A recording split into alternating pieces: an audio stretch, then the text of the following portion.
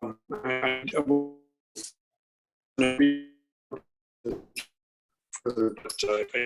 know why it's doing that today.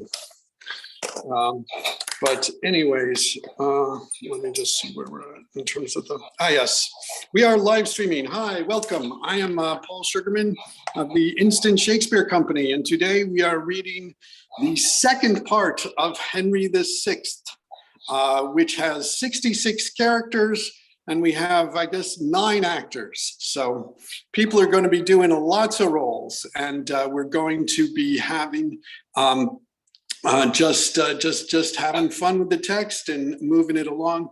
And so let me just introduce the actors who can then say what they will be reading, or at least the highlights. All right, let's start with Shelia.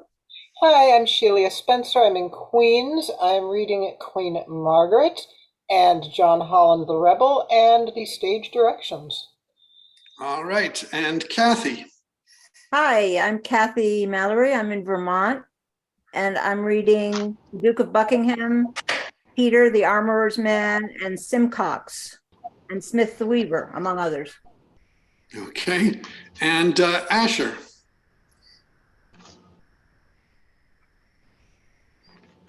Asher Susswine. I'm reading several. I haven't got my script open to show me which parts I'm reading. And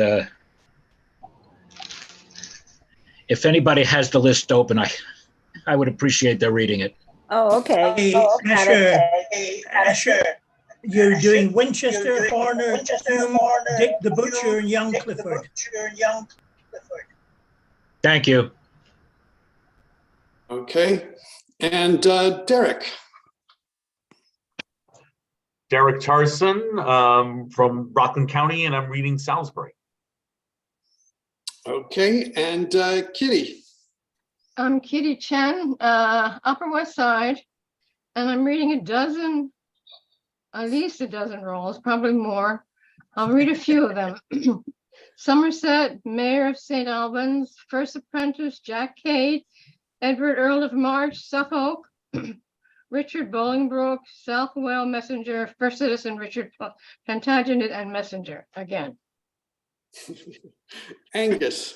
Hi, Angus Hepburn from London. The main ones are Gloucester, Clifford, Humphrey, Stafford, Lord Scales, and a few bits and bobs here and there. Lots of messengers and mates and things. Okay, and Jennifer? I'm Jennifer Finger. I'm in Houston, Texas. I will be reading Henry VI, Marjorie Jordan, and some other smaller roles. Okay, and Eleanor? I'm Eleanor Elizabeth Foreman. Just arrived home from Las Vegas, more dead than alive, and I shall have the pleasure of portraying my namesake, the Duchess of Gloucester, Eleanor, as well as Warwick and Lord Say. All right, and Ken. I'm Ken Wayne. I'm in Brooklyn, New York. I'm doing 8 parts. I think Duke of York, Beadle of St. Albans, Beadle Dumpling, the Servant, Commons. I'm not sure what the commons are. Master, Soldier, Messenger, and Second Murderer. And does Derek have any parts yet? Because I'll give him some. I've given him Salisbury, but I'm happy to take another one. That would be great. I suppose the Second Murderer. Okay, great. If you'd be willing to take that. Okay. Sure. And also, Derek, if you want, at the end, if you would take over Alexander Iden too, because otherwise I have to talk to myself. Sure. Okay, and great. I'll retain Buckingham. Great. Great. Well, so there we have Play Fitted. Just a reminder, when you're in the scene, have your audio and video on, and when you're not in the scene, turn it off. And Asher just has to be careful about keeping muted when he's not talking. So anyways, thank you all, and have fun with the second part of Henry VI.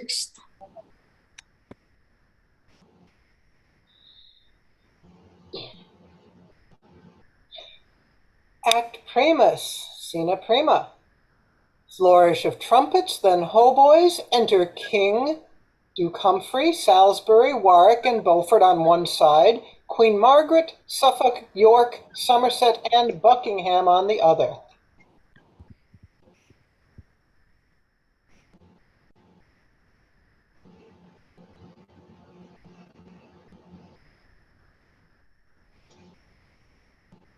Do we have Suffolk?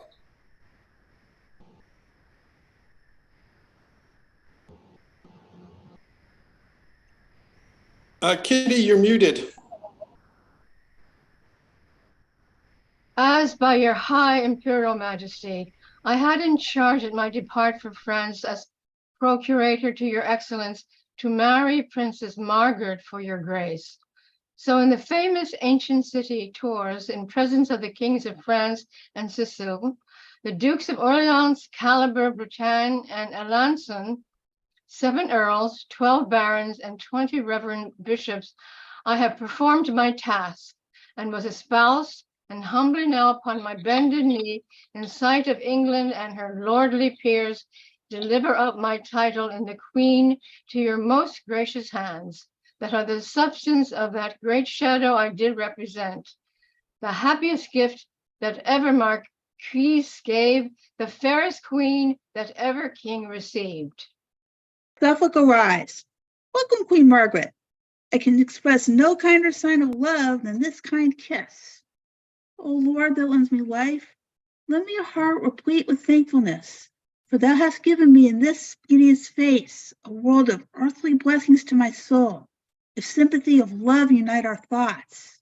Great King of England and my gracious Lord, the mutual conference that my mind hath had by day, by night, walking, and in my dreams, in courtly company, or at my beads, with you, mine alder-leafest sovereign, makes me the bolder to salute my king with rude terms, such as my wit affords, and over joy of heart doth minister. Her sight did ravish, but her grace and speech, her words eclab with wisdom's majesty, makes me from wondering fall to weeping joys. Such is the fullness of my heart's content. Lords, with one cheerful voice, welcome my love. Long live Queen Margaret. England's happiness. England's happy. We thank you all. My Lord Protector, so it please your grace, here are the articles of contracted peace between our sovereign and the French King Charles for 18 months, concluded by consent. In primis, it is agreed between the French King Charles and William de la Pole, Marquis of Suffolk, ambassador for Henry, King of England, that the said Henry shall espouse the Lady Margaret, daughter unto Regnier, King of Naples, Sicilia, and Jerusalem, and crown her Queen of England the 30th of May next ensuing. Item, that the Duchy of Anjou and the County of Maine shall be released and delivered to the King her father. Uncle, how now? Oh, pardon me, gracious Lord. Some sudden qualm has struck me at the heart and dimmed mine eyes that I can read no further. Uncle Winchester, I pray read on. It is further agreed between them that the Duchess of Anjou and Maine shall be released and delivered over to the king, her father, and she sent over the King of England's own proper, cast and charges without having any dowry. They please us well. Lord Marquis, kneel down.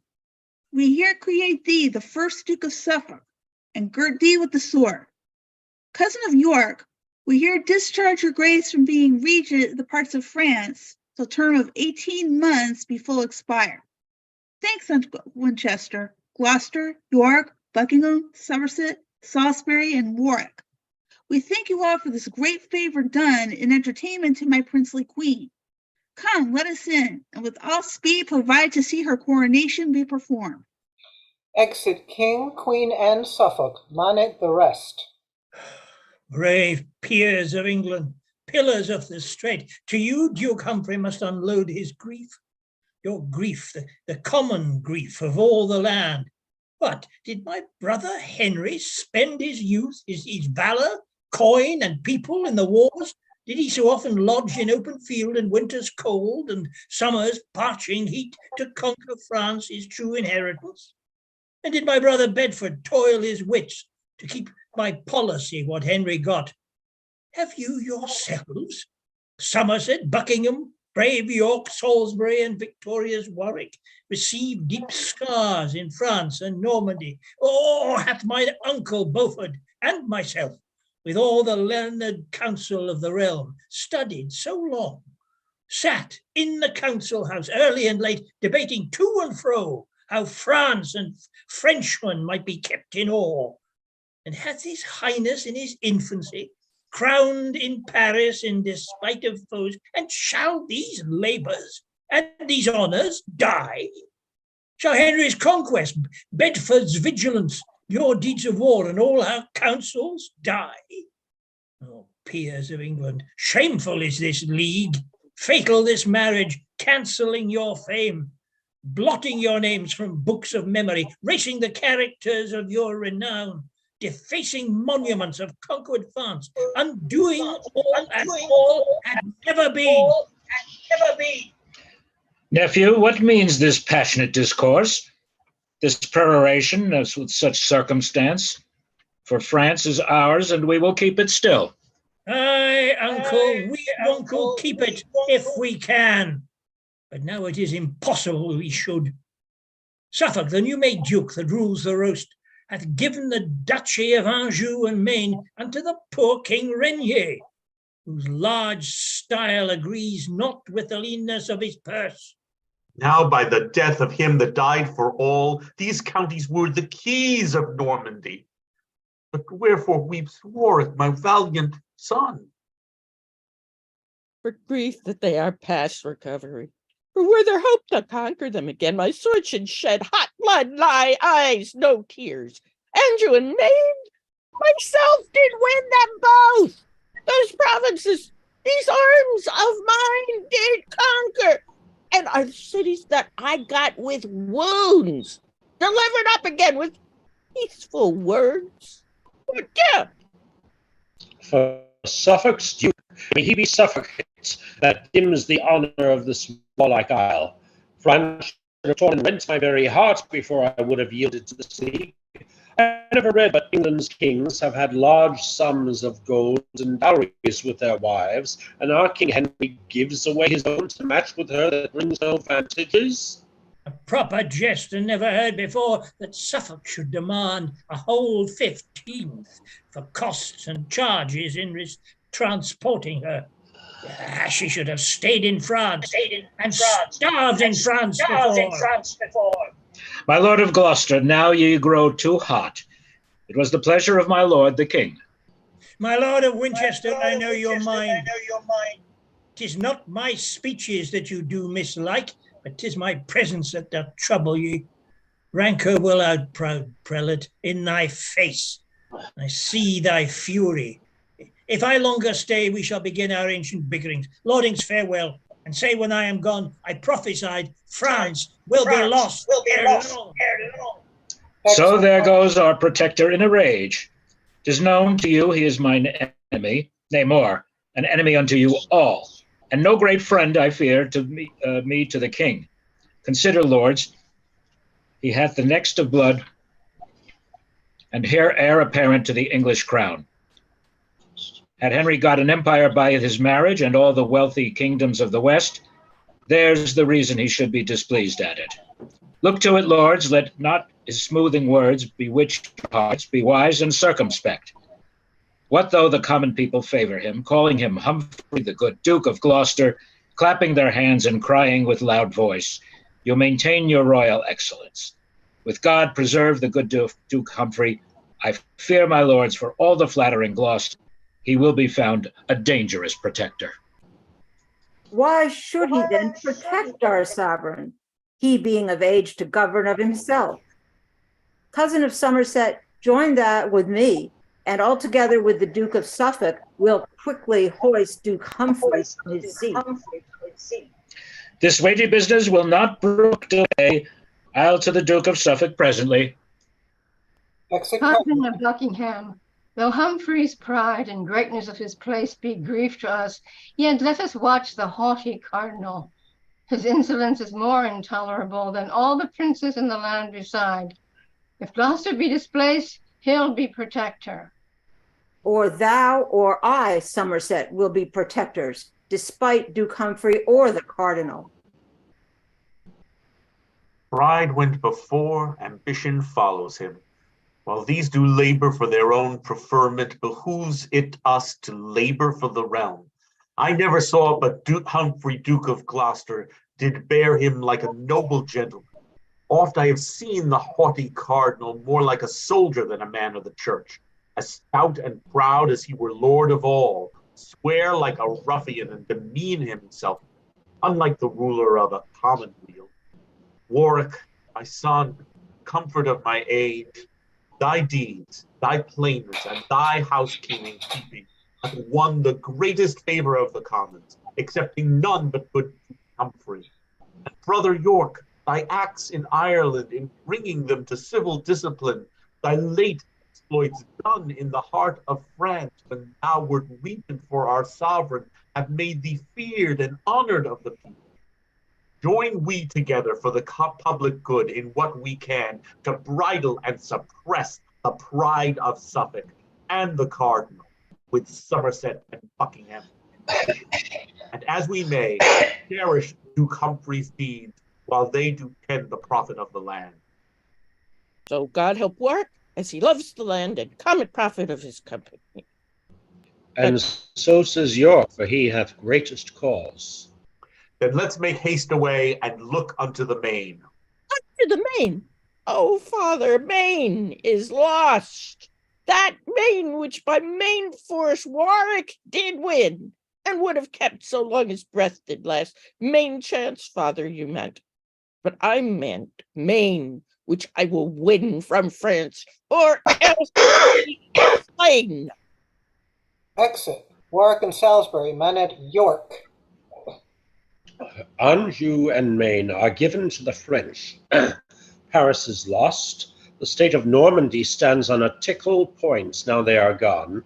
Suffolk concluded on the articles, the peers agreed, and Henry was well pleased to change 2 dukedoms for a duke's fair daughter. I cannot blame them all. What is to them? 'Tis thine they give away, and not their own. Pirates may make cheap pennyworths of their pillage, and purchase friends, and give to courtesans, still revelling like lords, till all be gone. While as the silly owner of the goods weeps over them and wrings his hapless hands, and shakes his head and trembling stands aloof, while all is shared and all is borne away, ready to starve and dare not touch his own, so York must sit and fret and bite his tongue while his own lands are bargained for and sold. Methinks the realms of England, France, and Ireland bear that proportion to my flesh and blood as did the fatal brand Althea burnt unto the prince's heart of Caledon. Anjou and Maine, both given unto the French? Cold news for me, for I had hope of France, even as I have a fertile England soil. A day will come when York shall claim his own, and therefore I will take the Neville's parts, and make a show of love to proud Duke Humphrey, and when I spy advantage, claim the crown. For that's the golden mark I seek to hit. Nor shall proud Lancaster usurp my right, nor hold the scepter in his childish fist, nor wear the diadem upon his head, whose church-like humours fits not for a crown. Then, York, be still a while, till time do serve. Wait, watch thou, and wait when others be asleep, to pry into the secrets of the state, till Henry, surfeiting in joys of love, with his new bride and England's dear-bought queen, and Humphrey with the peers before fallen at jars. Then will I raise aloft the milk-white rose, with whose sweet smell the air shall be perfumed, and in my standard bear the arms of York to grapple with the house of Lancaster. And force for force, I'll make him yield the crown, whose bookish rule hath pulled fair England down. Exit York, Act 1, Scene 2. Enter Duke Humphrey and his wife Eleanor.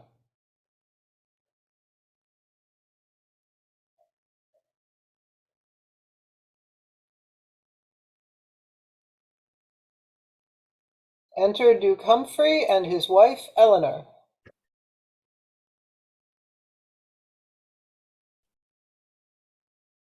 Why droops my lord like overripened corn, hanging the head at Ceres' plenteous load? Why doth the great Duke Humphrey knit his brows, as frowning at the favours of the world? Why are thine eyes fixed to the sullen earth, gazing on that which seems to dim thy sight? What seest thou there? King Henry's diadem, enchased with all the honours of the world? If so, gaze on, and grovel on thy face until thy head be circled with the same. Put forth thy hand, reach at the glorious gold. What, it's too short? I'll lengthen it with mine, and having both together heaved it up, we'll both together lift our heads to heaven, and never more abase our sight so low as to vouchsafe one glance unto the ground.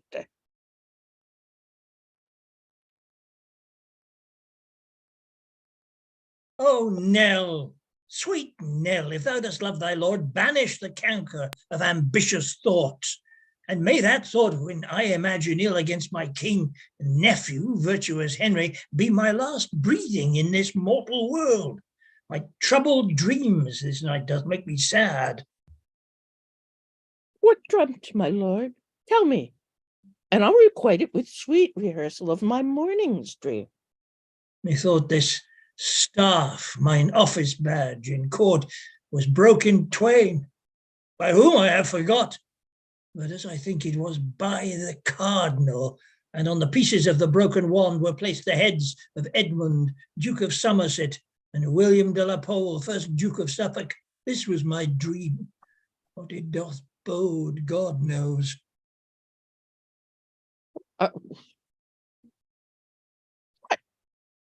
This was nothing but an argument, that he that breaks a stick of Gloucester's grove should lose his head for his presumption.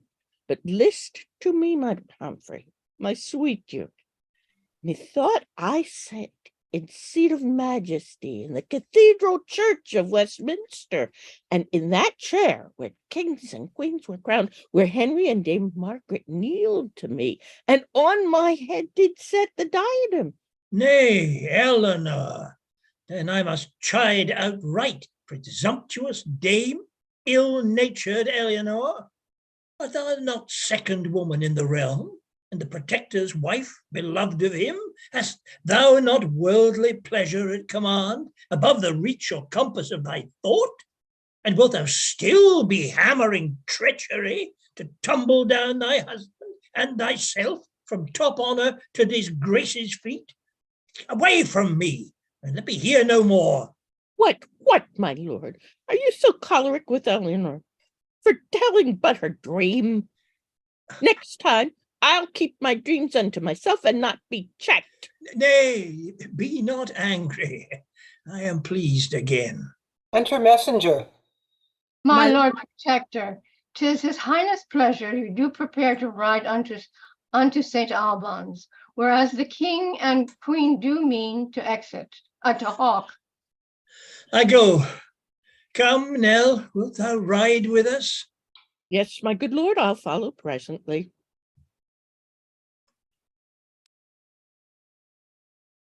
Follow I must. I cannot go before, while Gloucester bears this base and humble mind. Were I a man, a duke, and next of blood, I would remove these tedious stumbling blocks and smooth my way upon their headless necks. And being a woman, I will not be slack to play my part in fortune's pageant. Where are you there? Sir John? Nay, fear not, man. We are alone. There's none but thee and I. Enter Hume. Jesus preserve your royal majesty. What sayst thou, majesty? I am but grace. But by the grace of God and Hume's advice, your grace's title shall be multiplied. What sayst thou then? Hast thou as yet conferred with Marjorie Jourdain, the cunning witch, with Roger Bolingbroke, the conjurer? And will they undertake to do me good? This they have promised to show your highness, a spirit raised from depth of underground that shall make answer to such questions as by your grace shall be propounded him. It is enough, I think, upon the question. When from St. Albans we make return, we'll see these defected to the full. Here, Hugh, take this reward. Make merry with thy confederates in this wage cause. Hume must make merry with the Duchess Gold, marry and shall, but how now, Sir John Hume? Scale up your lips and give no words, but mum, the business asketh silent secrecy. Dame Eleanor gives gold to bring the witch. Gold cannot come amiss were she a devil. Yet have I gold flies from another coast, I dare not say from the rich cardinal, and from the great and new-made Duke of Suffolk.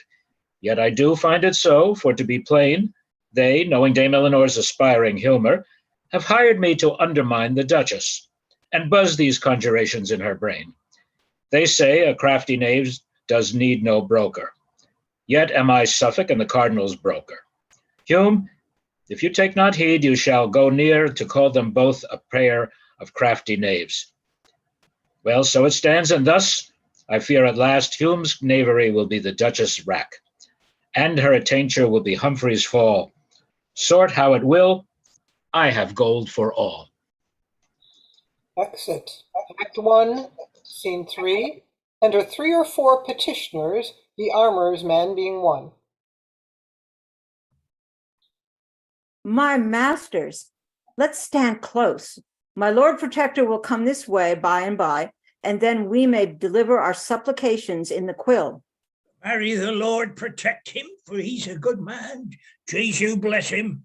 Enter Suffolk and the Queen. Here he comes, methinks, and the Queen with him. I'll be the first, sure. Oh, come back, fool. This is the Duke of Suffolk and not my Lord Protector. How now, fellow? Wouldst anything with me? I pray my lord pardon me. I took ye for my Lord Protector. To my Lord Protector? Are your supplications to his lordship? Let me see them. What is thine? Mine is, and it please your grace, against John Goodman, my Lord Cardinal's man, for keeping my house and lands and wife and all from me. Thy wife too? That's some wrong indeed. What's yours? What's here? Against the Duke of Suffolk for enclosing the commons of Melford. How now, sir knave?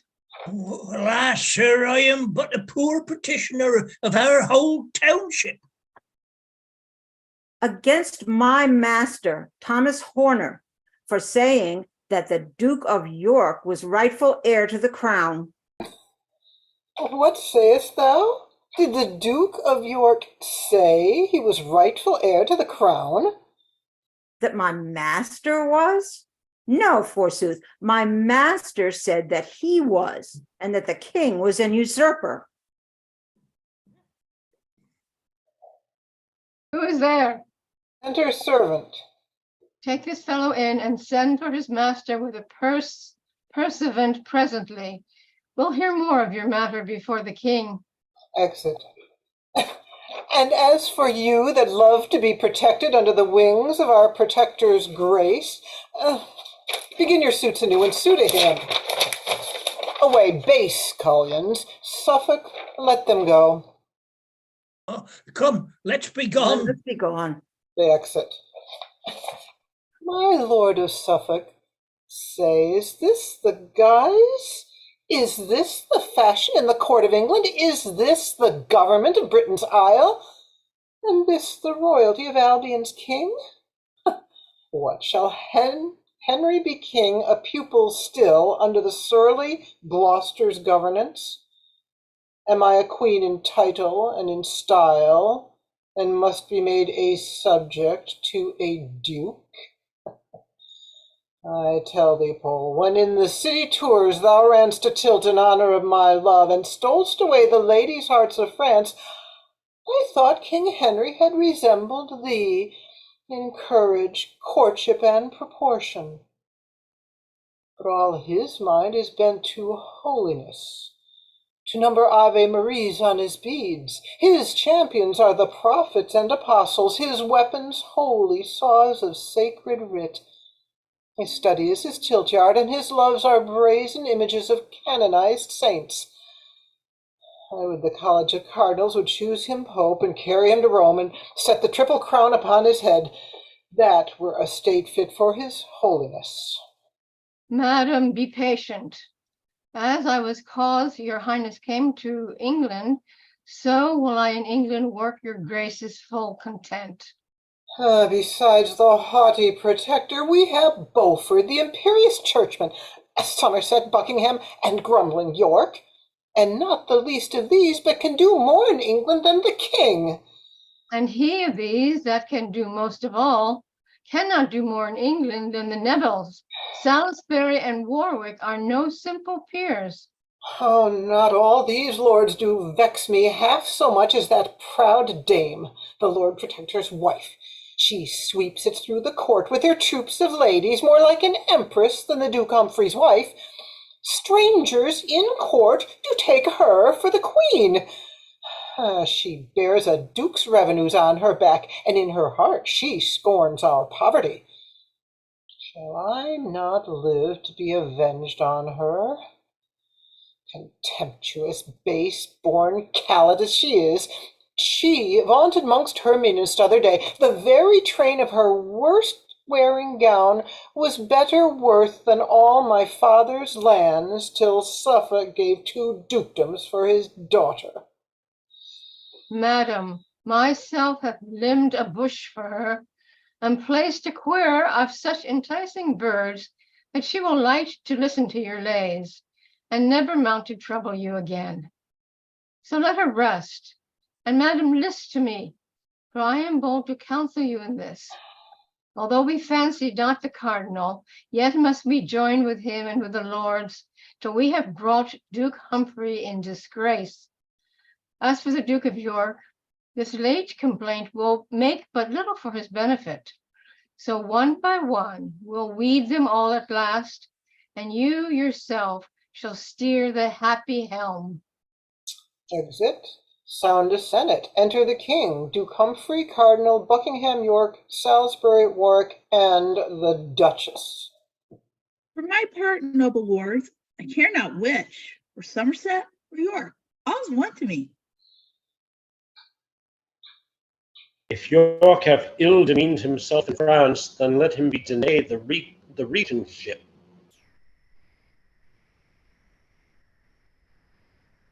Right here. Somerset.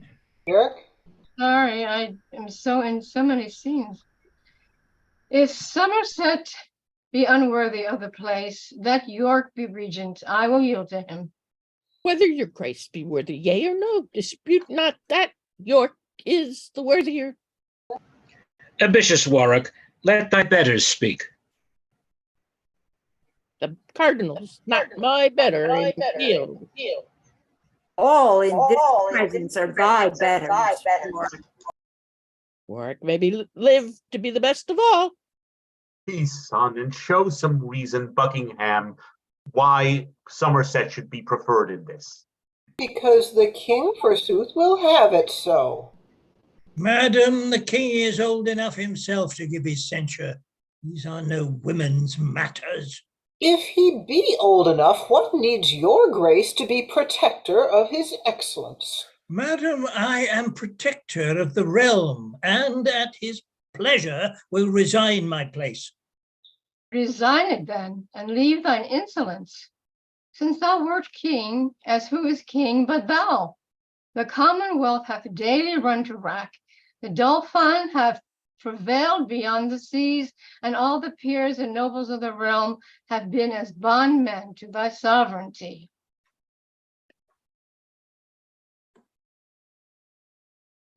Kitty. No. Asher. The commons hast thou racket, the clergy's rags, are lank and lean with thy extortions. Thy sumptuous building and thy wives' attire have cost a mass of the public treasury. Thy cruelty and execution upon offenders hath exceeded law, and left thee to the mercy of the law. Thy sale of offices in towns in France, if they were known, as the suspect is great, would make thee quickly hop without a head. Oh, give me my fan, minion. Can you not? I cry your mercy, madam. Was it you?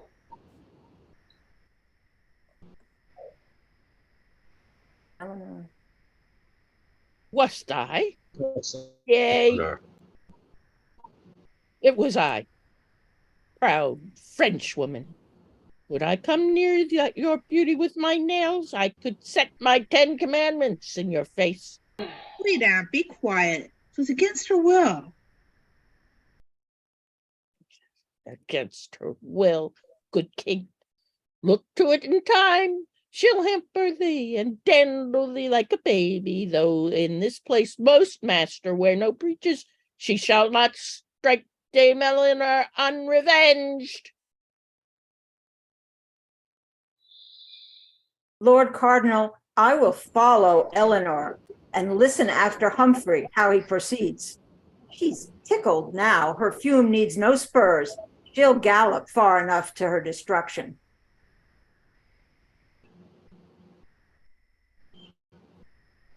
Oh, lords, my choler being overblown with walking once about the quadrangle, I come to talk of Commonwealth affairs. As for your spiteful false objections, prove them, and I lie open to the law. But God in mercy so deal with my soul that, as I in duty love my king and country. But to the matter that we have in hand, I say my sovereign York is meetest man to be your regent in the realm of France. Before we make election, give me leave to show some reason of no little force that York is most unmeet of any man.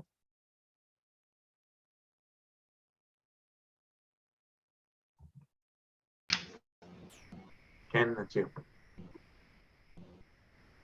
Oh, I'm sorry. I'll tell thee, Suffolk, why I am unmeet. First, for I cannot flatter thee in pride. Next, if I be appointed to the place, my lord of Somerset will keep me here without discharge, money, or furniture, till France be won into the Dauphin's hands. Last time I danced attendance on his will, till Paris was besieged, famished, and lost. That can I witness, and a fouler fact did never traitor in the land commit. Peace, headstrong. Image of pride, why should I hold my peace? Enter Armor and his man. Because here is a man accused of treason. Pray God the Duke of York excuse himself. Doth anyone accuse York for a traitor? What meanst thou, Suffolk? Tell me, what are these? Please it your majesty, this is the man that doth accuse his master of high treason. His words were these, that Richard, Duke of York, was rightful heir unto the English crown, and that your majesty was a usurper. Say, man, were these thy words?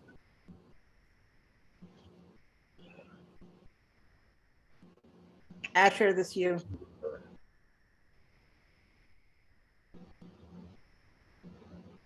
And shall please your majesty, I never said nor thought any such matter. God is my witness, I am falsely accused by the villain.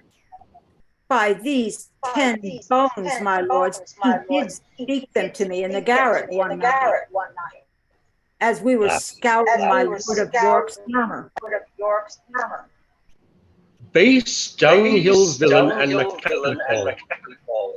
I'll have thy head for this thy traitors.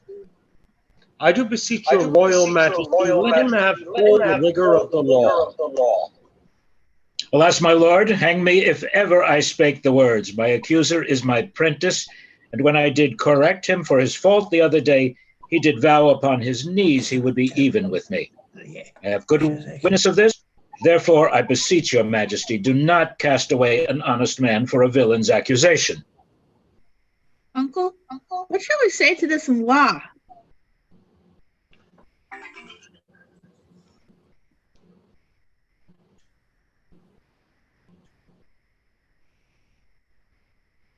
Oh, Yes, God, I'm still on. Ah. This doom, my lord, if I may judge, let Somerset be regent o'er the French, because in York this breeds suspicion, and let these have a day appointed them for single combat in convenient place, for he hath witness of his servant's malice. This is the law, and this Duke Humphrey's doom. I humbly thank your royal majesty. And I accept the combat willingly. alas, my lord, I cannot fight. For God's sake, pity my case. The spite of man prevaileth against me. O Lord, have mercy upon me. I shall never be able to fight a blow. O Lord, my heart. Sirrah, or you must fight or else be hanged. Away with them to prison, and the day of combat shall be the last of the next month. Come, Somerset, we'll see thee sent away. Flourish, exeunt. Act 1, Scene 4. Enter the witch, the 2 priests, and Bolingbroke.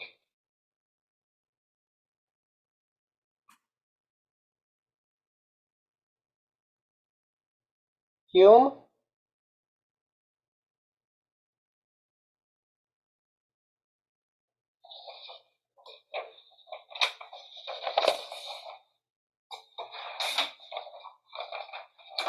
Asher, Hume is you.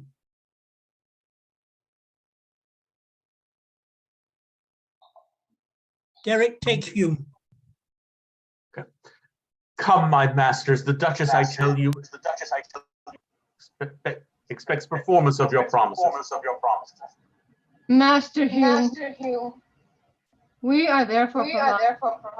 Will her ladyship be home and hear our exorcisms? Aye, what else? Hear you not her courage? I have heard her reported to be a woman of an invincible spirit, but it shall be convenient, Master Hume, that you be by her aloft, while we be busy below, and so I pray you go in God's name and lead us. Mother Jordan, be prostrate and grovel on the earth. John Southwell read you, and let us to our work. Enter Eleanor aloft. Well said, my masters, and welcome all to this scare. The sooner, the better. Patience, good lady. Wizards know their times. Deep night, dark night, the silent of the night, the time of night when Troy was set on fire, the time when screech owls cry and ban dogs howl, and spirits walk and ghosts break up their graves. That time best fits the work we have in hand. Madam, sit you, and fear not. Whom we raise, we will make fast within a hallowed verge. Here to the ceremonies belonging, and make the circle, Bolingbroke reads. It thunders and lightens terribly, then the spirit riseth. Ad sum. Asnath, by the eternal God, whose name and power thou tremblest at, answer that I shall ask, for till thou speak, thou shalt not pass from hence. Ask what thou wilt that I had said and done. First of the king, what shall of him become? The Duke yet lives, that Henry shall depose, but him outlive and die a violent death. What fates await the Duke of Suffolk? By water shall he die and take his end. What shall befall the Duke of Somerset? Let him shun castles. Safer shall he be upon the sandy plains than where castles mounted stand.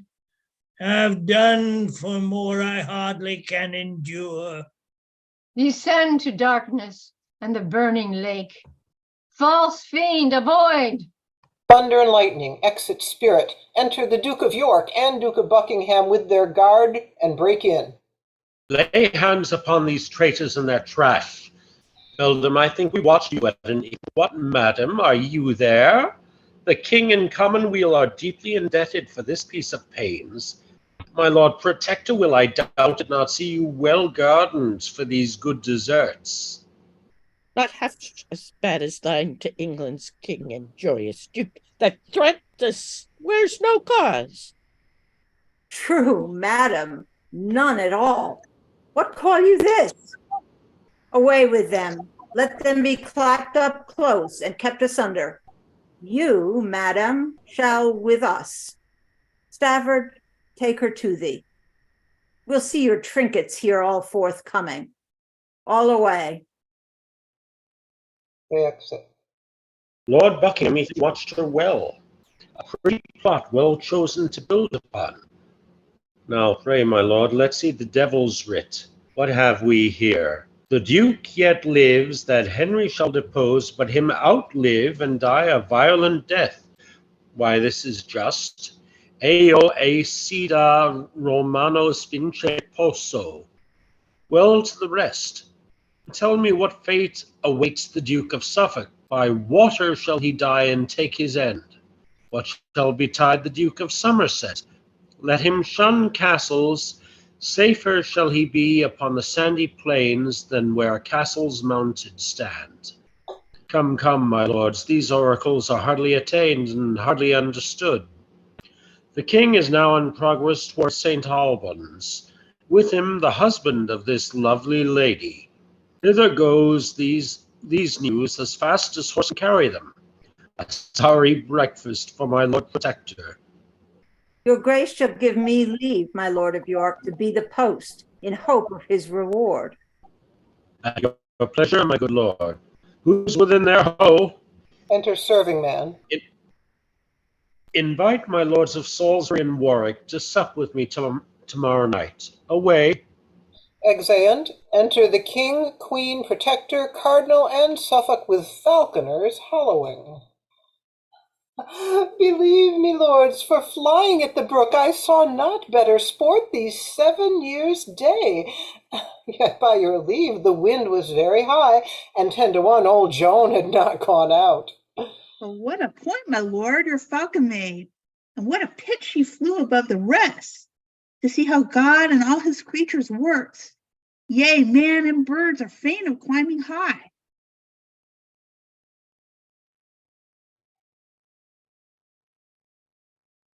Suffolk?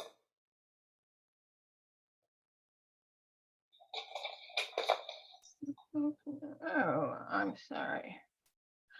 No marvel, and if like your majesty, my lord protector's hawks do tower so well, they know their master loves to be aloft, and bears his thoughts above his falcon's pitch. My lord, 'tis but a base ignoble mind that mounts no higher than a bird can soar. I thought as much. He would be above the clouds. Aye, my lord Cardinal. How think you that? Were it not good your grace could fly to heaven? The treasury of everlasting joy. Thy heaven is on earth, thine eyes and thoughts beat on a crown, the treasure of thy heart, pernicious protector, dangerous peer, that smooth so with the king and commonweal. What, Cardinal? Is your priesthood grown peremptory, antene animus celestibus ire? Churchmen so hot? Good uncle, hide such malice. With such holiness, can you do it? No malice, sir. No more than well becomes so good a quarrel and so bad a peer. As who, my lord? Why, as you, my lord, and like your lordly lord's protectorship. Why, Suffolk, England knows thy insolence. And thy ambition, Gloucester. I pray thee, peace, good queen, and win not on these furious peers, for blessed are the peacemakers on earth. Let me be blessed for the peace I make against the proud protector with my sword. Faith, holy uncle, would 'twere come to that. Marry when thou darest.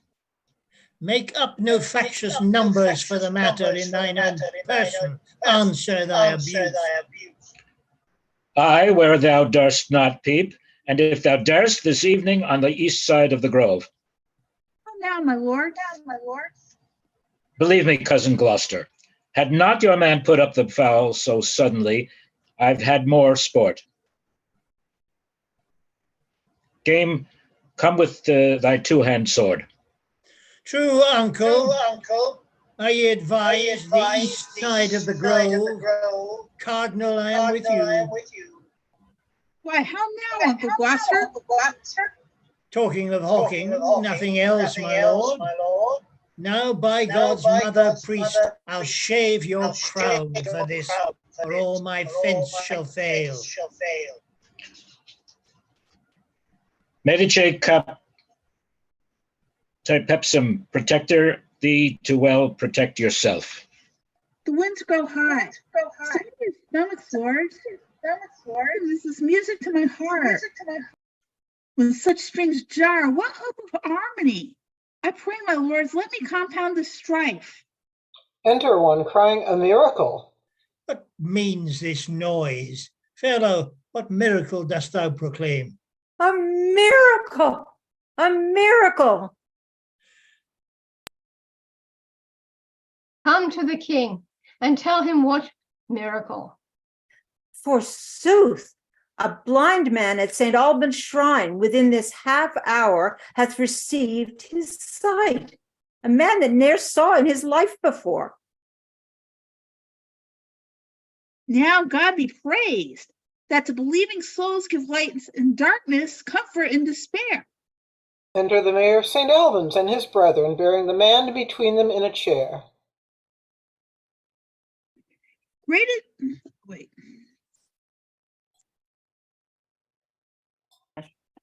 Yeah, sure.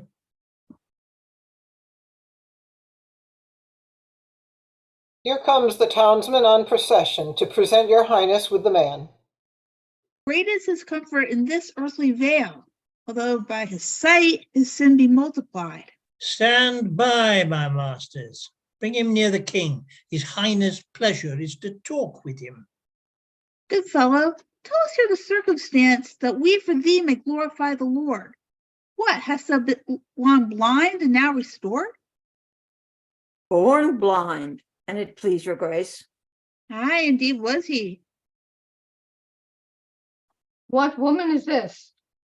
His wife, like his worship. Hadst thou been his mother, thou couldst have better told. Where wert thou born? At Berwick in the north, and it like your grace. Poor soul. God's goodness hath been great to thee. Let never day nor night unhallowed pass, but still remember what the Lord hath done. Tell me, good fellow, camest thou here by chance, or of devotion to this holy shrine? God knows, of pure devotion, being called 100 times and oftener in my sleep by good St. Alban, who said, Simon, come, offer at my shrine, and I will help thee. Most true, forsooth. And many time enough myself have heard a voice to call himself. What, art thou lame?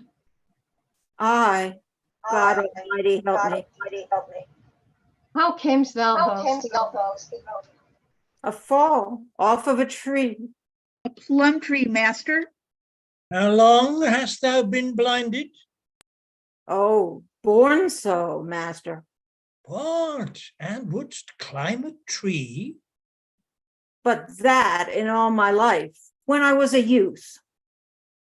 Too true, and by his climbing very dear. Mass, thou lovest blooms well that wouldst venture so. Alas, good master, my wife desired some damsons, and made me climb with danger of my life. A subtle knave. But yet it shall not serve. Let me see thine eyes. Wait now. Now open them. In my opinion, yet thou seest not well. Yes, master, clear as day, I thank God and St. Alban. Say'st thou me so? What colour is this cloak of? Red, master, red as blood. Why, that's well said. What colour is my gown of? Black, forsooth, coal black as jet. Why then, thou knowest what color jet is of? And yet, I think, jet did he never see. But cloaks and gowns before this day are many. Never before this day in all his life. Tell me, Sarah, what's my name? Alas, master, I know not. What's his name? I know not. Nor his? No, indeed, master. What's thine own name? Saunders Simpcox, and if it please you, master. Then, Saunders, sit there, the lyingest knave in Christendom. If thou hadst been born blind, thou mightst well have known all our names, as thus to name the several colours we do wear. Sight may distinguish of colours, but suddenly to nominate them all, it is impossible. My lord, St. Alban here hath done a miracle, and would ye not think it cunning to be great, that could restore this cripple to his legs again? Oh, master, that you could. My masters of St. Albans, have you not beadles in your town and things called whips?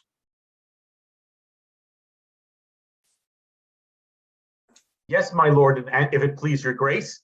Then send for one presently. Sirrah, go fetch the beadle hither straight. Now, fetch me a stool hither by and by. Now, sirrah, if you mean to save yourself from whipping, leap me over this stool and run away. Alas, master, I'm not able to stand alone. You go about to torture me in vain. Enter a beadle with whips. Well, sir, we must have you find your legs. Sirrah beadle, whip him till he leap over that same stool. I will, my lord. Come on, sirrah. Off with your doublet quickly. Alas, master, what shall I do? I am not able to stand. After the beadle hath hit him once, he leaps over the stool and runs away. Others follow and cry, "A miracle!" A miracle! Oh God, seest thou this embarrassing so long? It made me laugh to see the villain run. Follow the knave and take this drab away. Alas, sir, we did it for pure need. Let them be whipped through every market town until they come to Bury, from whence they came. Duke Humphrey, he's done a miracle today. True. Made the lame to leap and fly away. But you have done more miracles than I. You made in a day, my lord, whole towns to fly. Enter Buckingham. Tidings with our cousin Buckingham. Such as my heart doth tremble to unfold. A sort of naughty persons, lewdly bent, under the countenance and confederacy of Lady Eleanor, the protector's wife, the ringleader and head of all this rout, have practiced dangerously against your state, dealing with witches and with conjurers, whom we have apprehended in the fact, raising up wicked spirits from underground, demanding of King Henry's life and death, and other of your highness privy council, as more at large your grace shall understand. And so, my lord protector, by this means, lady forthcoming yet at London, this news, I think, hath turned your weapon's edge. 'Tis like, my lord, you will not keep your hour. Ambitious churchman, leave to afflict my heart. Sorrow and grief have vanquished all my powers, and vanquished as I am, I yield to thee, or to the meanest groom. Oh God, what mischief work the wicked ones, heaping confusion on their own heads thereby. Gloucester, see here the tainture of thy nest, and look thyself be faultless thou wert best. Madam, for myself to heaven I do appeal, how I have loved my king and commonweal. And for my wife I know not how it stands. Sorry I am to hear what I have heard. Noble is she, but if she have forgot honour and virtue, and conversed with such as like to pitch, defile nobility, I banish her my bed and company, and give her as a prey to law and shame that hath dishonoured Gloucester's honest name. Well, for this night we will repose us here. Tomorrow toward London, back again, to look into this business thoroughly, and call these foul offenders to their answers, and pose the case, cause and justice equal scales, whose beam stands sure, whose rightful cause prevails. Flourish, exeunt, Act 2, Scene 2. Enter York, Salisbury, and Warwick.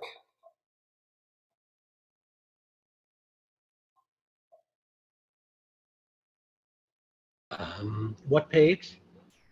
44. 44. Thank you. Now, my good lords of Salisbury and Warwick, our simple supper ended, give me leave in this close walk to satisfy myself in craving your opinion of my title, which is infallible to England's crown. Ah, my lord, I long to hear it in full. Sweetheart, begin, and if thy claim be good, the Nevilles are thy subjects to command. Then thus, Edward the Third, my lords, had 7 sons. The first, Edward the Black Prince, Prince of Wales. The second, William of Hatfield, and the third, Lionel, Duke of Clarence, next to whom was John of Gaunt, the Duke of Lancaster. The fifth was Edmund Langley, Duke of York. The sixth was Thomas of Woodstock, Duke of Gloucester. William of Windsor was the seventh and last. Edward the Black Prince died before his father and left behind him Richard, his only son, who after Edward the Third's death reigned as king, till Henry Bolingbroke, Duke of Lancaster, the eldest son and heir of John of Gaunt, crowned by the name of Henry IV, seized on the realm, deposed the rightful king, sent his poor queen to France, from whence she came, and him to Pomfret, where, as all you know, harmless Richard was murdered traitorously. Father, the Duke have told the truth. Thus got the house of Lancaster the crown, Which now they hold by force and not by right. For Richard the first son's heir being dead, the issue of the next son should have reigned. But William of Hatfield died without an heir. The third son, Duke of Clarence, from whose line I claim the crown, had issue, Philip, a daughter, who married Edmund Mortimer, Earl of March. Edmund had issue, Roger, Earl of March. Roger had issue, Edmund, Anne, and Eleanor. This Edmund, in the reign of Bolingbroke, as I have read, laid claim up unto the crown, and but for Owen Glandor had been king, who kept him in captivity till he died. But to the rest. His eldest sister Anne, my mother, being heir unto the crown, married Richard, Earl of Cambridge, who was to Edmund Langley, Edward the Third's fifth son's son. By her I claim the kingdom. She was heir to Roger, Earl of March, who was the son of Edmund Mortimer, who married Philip, sole daughter to Lionel, Duke of Clarence. So if the issue of the elder son succeed before the younger, I am king. what plain proceeding is more plain than this? Henry doth claim the crown from John of Gaunt, the fourth son. York claims it from the third. Till Lionel's issue fails, his should not reign. It fails not yet, but flourishes in thee, and in thy sons, fair slips of such a stock. And Father Salisbury, kneel we together, and in this private plot be we the first that shall salute our rightful sovereign, with honor of his birthright to the crown. Long live our Our sovereign Richard, England's king. We thank you, lords, but I am not your king till I am crowned, and that my sword be stained with heart blood of the house of Lancaster. And that's not suddenly to be performed, but with advice and silent secrecy. Do you as I do in these dangerous days. Wink at the Duke of Suffolk's insolence, at Beaufort's pride, at Somerset's ambition, at Buckingham and all the crew of them, till they have snared the shepherd of the flock, that virtuous prince, the good Humphrey. 'Tis that they seek, and they in seeking that shall find their deaths, if York can prophesy. My lord, break we off. We know your mind at full. My heart assures me that the Earl of Warwick shall one day make the Duke of York a king. And Neville, this I do assure myself. Richard shall live to make the Earl of Warwick the greatest man in England but the king. Act 2, Scene 3, sound trumpets, enter the king, queen, and state with guard to banish the duchess. Stand forth, Dame Eleanor Cobham, Gloucester's wife. In sight of God and us, your guilt is great. Receive the sentence of the law for sin, such as by God's book are adjudged to death. You four from hence to prison, back again. From thence unto the place of execution. The witch in Smithfield shall be burnt to ashes, and you three shall be strangled on the gallows. You, madam, for you are more nobly born, despoiled of your honor and your life, shall, after 3 days open penance done, live in your country here in banishment, with Sir John Stanley in the Isle of Man. Welcome is banishment, welcome were my death. Eleanor, the law thou seest hath judged thee. I cannot justify whom the law condemns. Mine eyes are full of tears, my heart of grief. Oh, Humphrey, this dishonour in thine age will bring thy head with sorrow to the ground. I beseech your majesty, give me leave to go.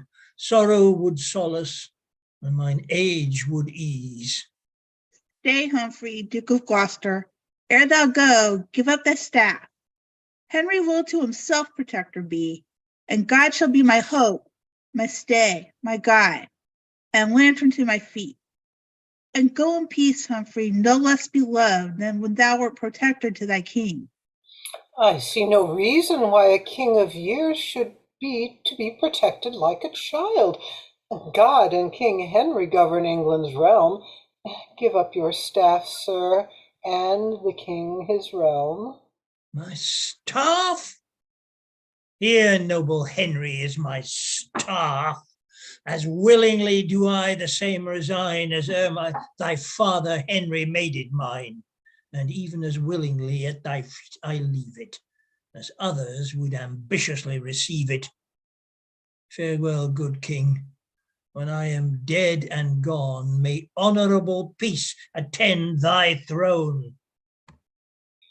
Why, now is Henry king and Margaret queen, and Humphrey Duke of Gloucester scarce himself, that bears so shrewd a maim, 2 pulls at once, his lady banished, and a limb lopped off. This staff of honour wrought, there let it stand where it best fit to be, in Henry's hand.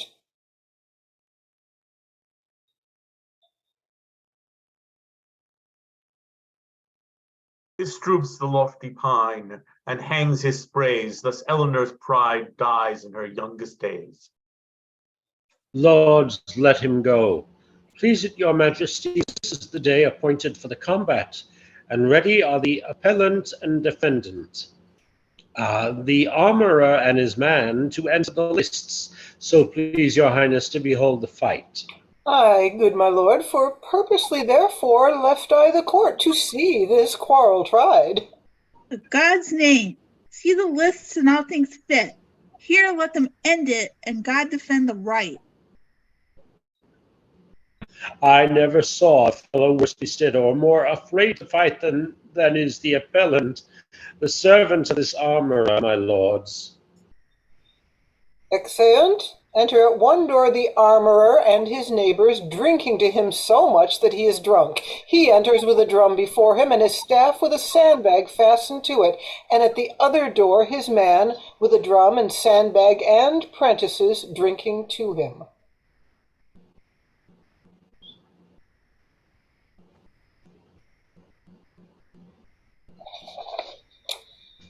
Here, neighbor Horner, I drink to you in a cup of sack, and fear not, neighbor, you shall do well enough.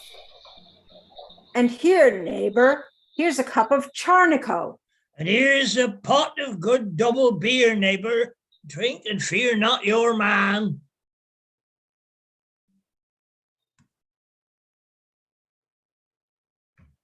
Let it come, i' faith, and I'll pledge you all, and a fig for Peter.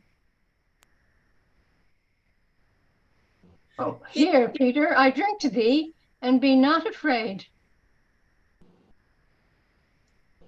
Be merry, Peter, and fear not thy master. Fight for credit of the prentices. I thank you all.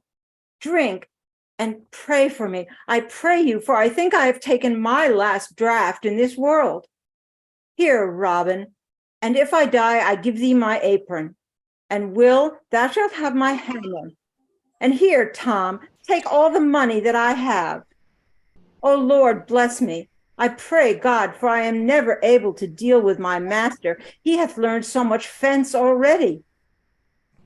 Tom, leave your drinking and fall to blows. Sirrah, what's thy name?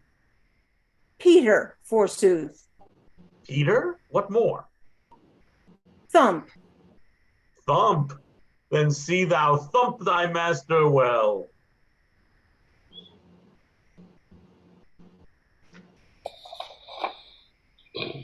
Masters, I am come hither, as it were, upon my man's instigation, to prove him a knave, and myself an honest man, and touching the Duke of York, I will take my death.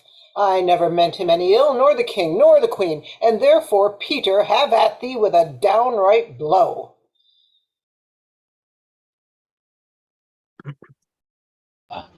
Dispatch. The knave tongue begins to double. Sound trumpets, alarm to combatants. They fight, and Peter strikes him down. Hold, Peter, hold! I confess treason! Take away his weapon. Fellow, thank God and the good wine in thy master's way. Oh, God! Have I overcome my enemies in this presence? Oh, Peter, thou hast prevailed in right. Go. Take that traitor from our sight, for by his death we do perceive his guilt. And God in justice hath revealed to us the truth and innocence of this poor fellow, which he hath thought to have murdered wrongfully. Come, fellow, follow us for thy reward. Sound a flourish. Exeunt. Act 2, Scene 4. Enter Duke Humphrey and his men in mourning cloaks. Thus sometimes hath the brightest day a cloud, and after summer evermore succeeds barren winter with his wrathful nipping cold. So cares and joys abound as seasons fleet. Sir, what's o'clock? 10, my lord. 10 is the hour that was appointed me to watch the coming of my punished Duchess. Beneath may she endure the flinty streets, to tread them with her tender feeling feet. Oh, sweet Nell, ill can thy noble mind abrook the abject people gazing on thy face, with envious looks laughing at thy shame that erst did follow thou proud chariot wheels when thou didst ride in triumph through the streets. But soft I think she comes, and I'll prepare my tear-stained eyes to see her misery. Enter the Duchess in a white sheet and a taper burning in her hand, with the sheriff and officers. So please your grace, we'll take her from the sheriff. Yeah, no, sir, not for your lives. Let her pass by. Come you, my lord, to see my open shame. How thou dost penance too. Look how they gaze. See how the giddy multitude do point and nod their heads and throw their eyes on thee. Gloucester, hide Be thee from their patient, gentle Nell, forget this grief. hateful looks. Gloucester, hide thee from their hateful looks, and in thy closet pent up rue my shame, and ban thine enemies, both mine and thine.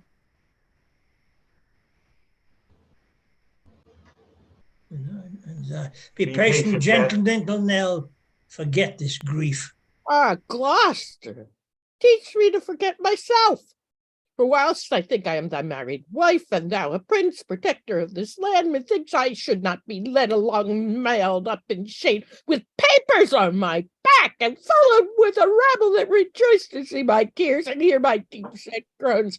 The ruthless flint doth cut my tender feet, and when I start, the envious people laugh and bid me be advised how I tread. Humphrey, can I bear this shameful yoke?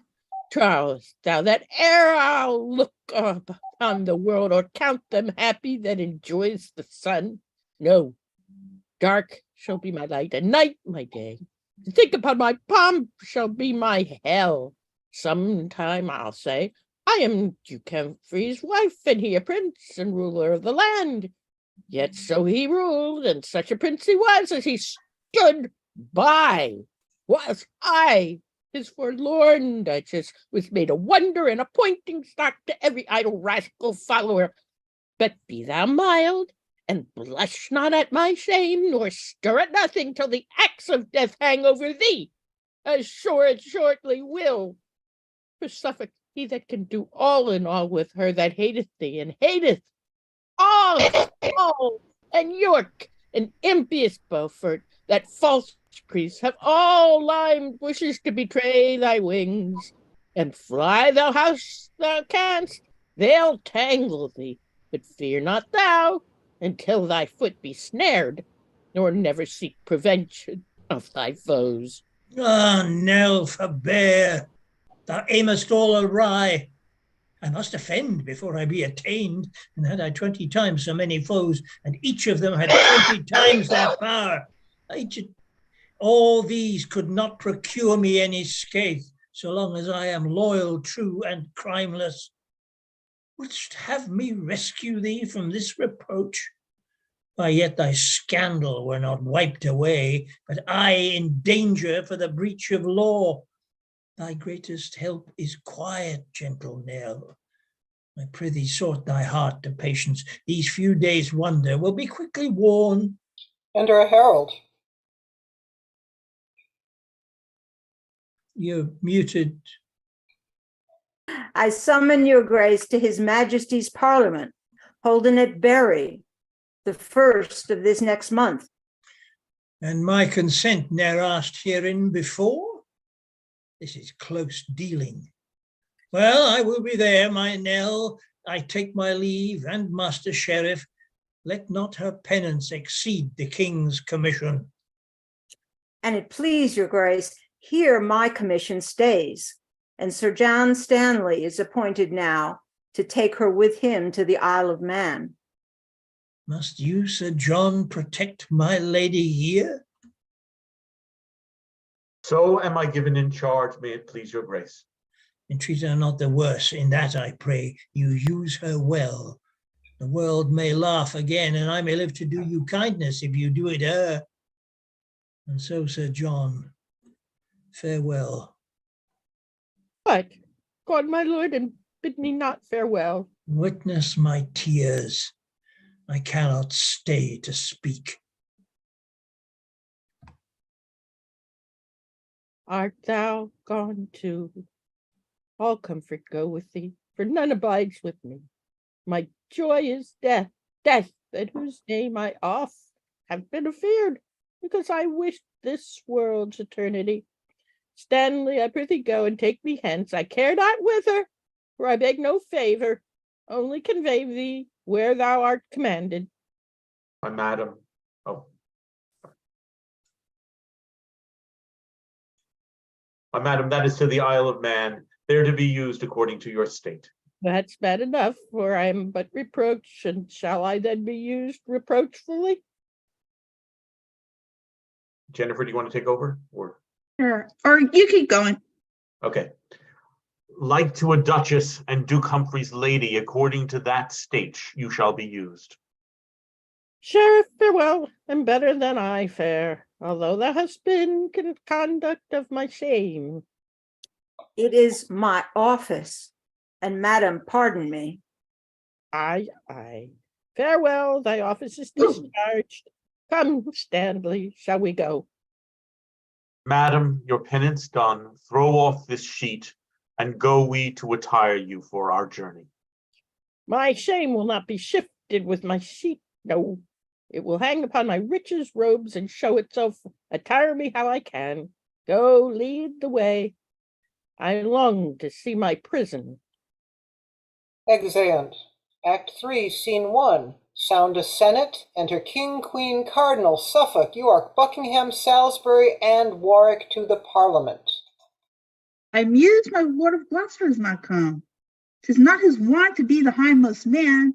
Whatever occasion keeps his promise now? Can you not see?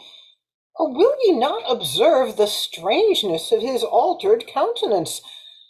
With what a majesty he bears himself, how insolent of late he is become, how proud, how peremptory, and unlike himself.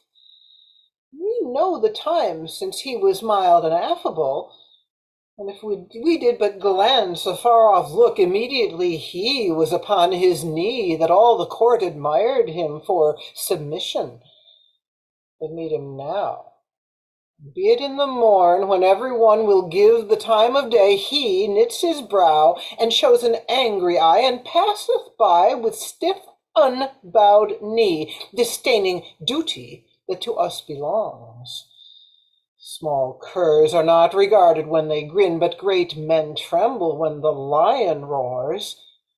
And Humphrey is no little man in England. First note that he is near you in descent, and should you fall, he is the next will mount. Meseemeth then it is no policy, respecting what a rancorous mind he bears, and his advantage following your decease, that he should come about your royal person, or be admitted to your highness' council. By flattery hath he won the commons' hearts, and when he please to make commotion, 'tis to be feared they all will follow him. Now 'tis the spring, and weeds are shallow-rooted. Suffer them now, and they'll o'ergrow the garden, and choke the herbs for want of husbandry.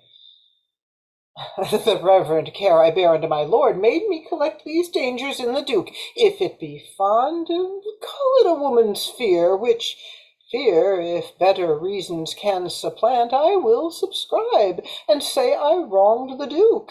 My lord of Suffolk, Buckingham, and York, reprove my allegation if you can, or else conclude my words effectual.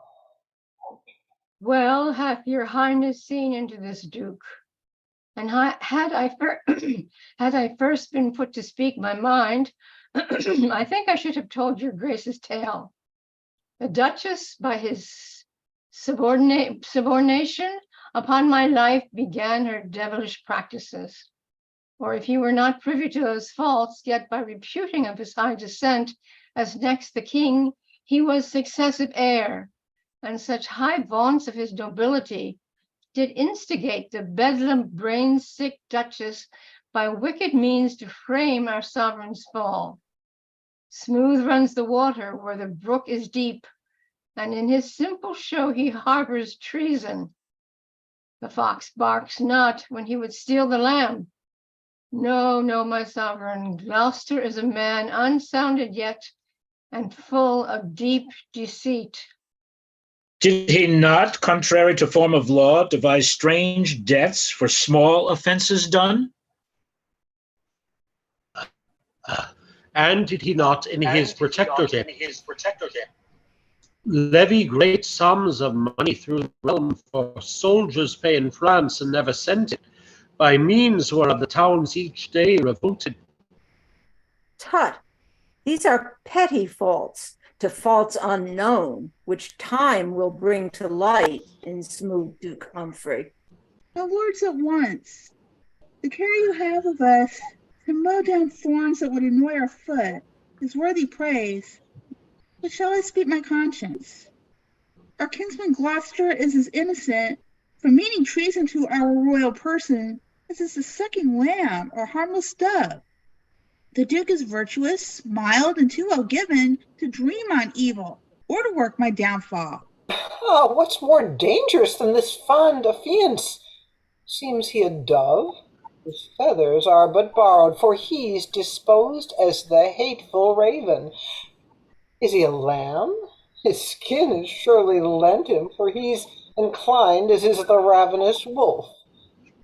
You cannot steal a shape that means deceit. Take heed, my lord, the welfare of us all hangs on the cutting short that fraudful man. Enter Somerset. All health unto my gracious sovereign. Welcome, Lord Somerset. What news from France? That all your interest in those territories is utterly bereft you. All is lost. Old news, Lord Somerset.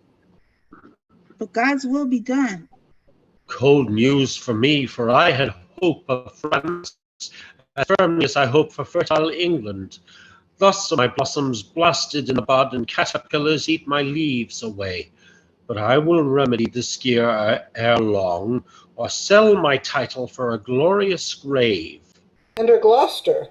All happiness unto my lord the king. Pardon, my liege, that I have stayed so long.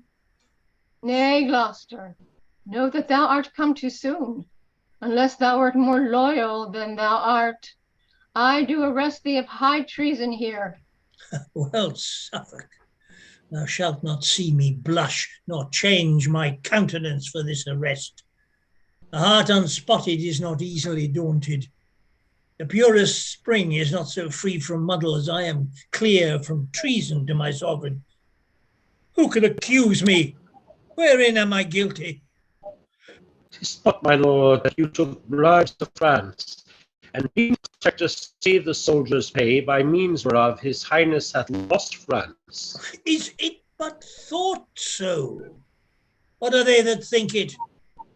I never robbed the soldiers of their pay, nor ever had one penny bribed from France. So help me God, as I have watched the night, aye, night by night, in studying good for England, the doit that e'er I wrested from the king, or any groat I hoarded to my use, be brought against me at my trial day.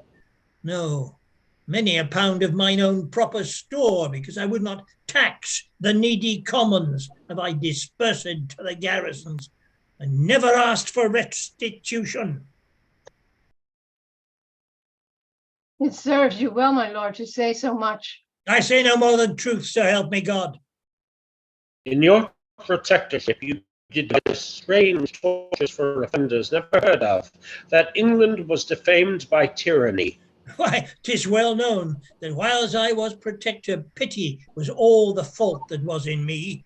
For I should melt at an offender's tears, and lowly words were ransom for their fault. Unless it were a bloody murder or foul felonious thief that fleeced poor passengers, I never gave them condign punishment. Murder indeed, that bloody sin I tortured above the felon, and what trespass else? My lord, these faults are easy, quickly answered, but mightier crimes are laid unto your charge, whereof you cannot easily purge yourself. I do arrest you in his highness' name, and here commit you to my lord cardinal to keep until your further time of trial.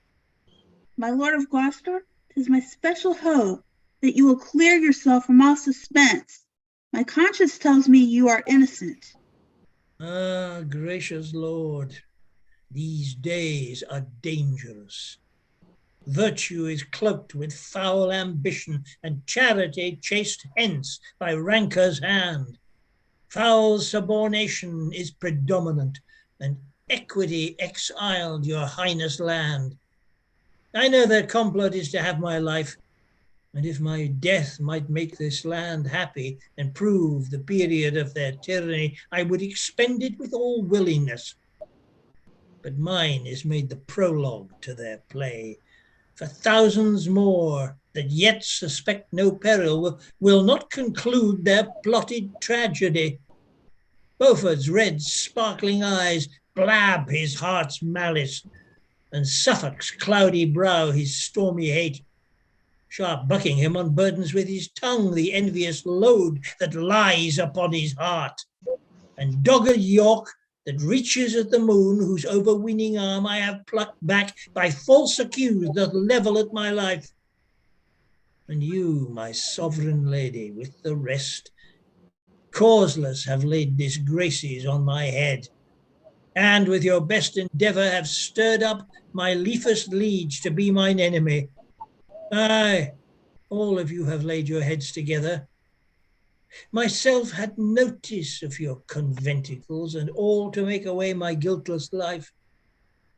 I shall not want false witness to condemn me, nor store of treasons to augment my guilt. The ancient proverb will be well effected: a staff is quickly found to beat a dog. My liege, his railing is intolerable. If those that care to keep your royal person from treason's secret knife and traitor's rage, be thus upbraided, child, and rated at, and the offender granted scope of speech will make them cool in seal to your grace.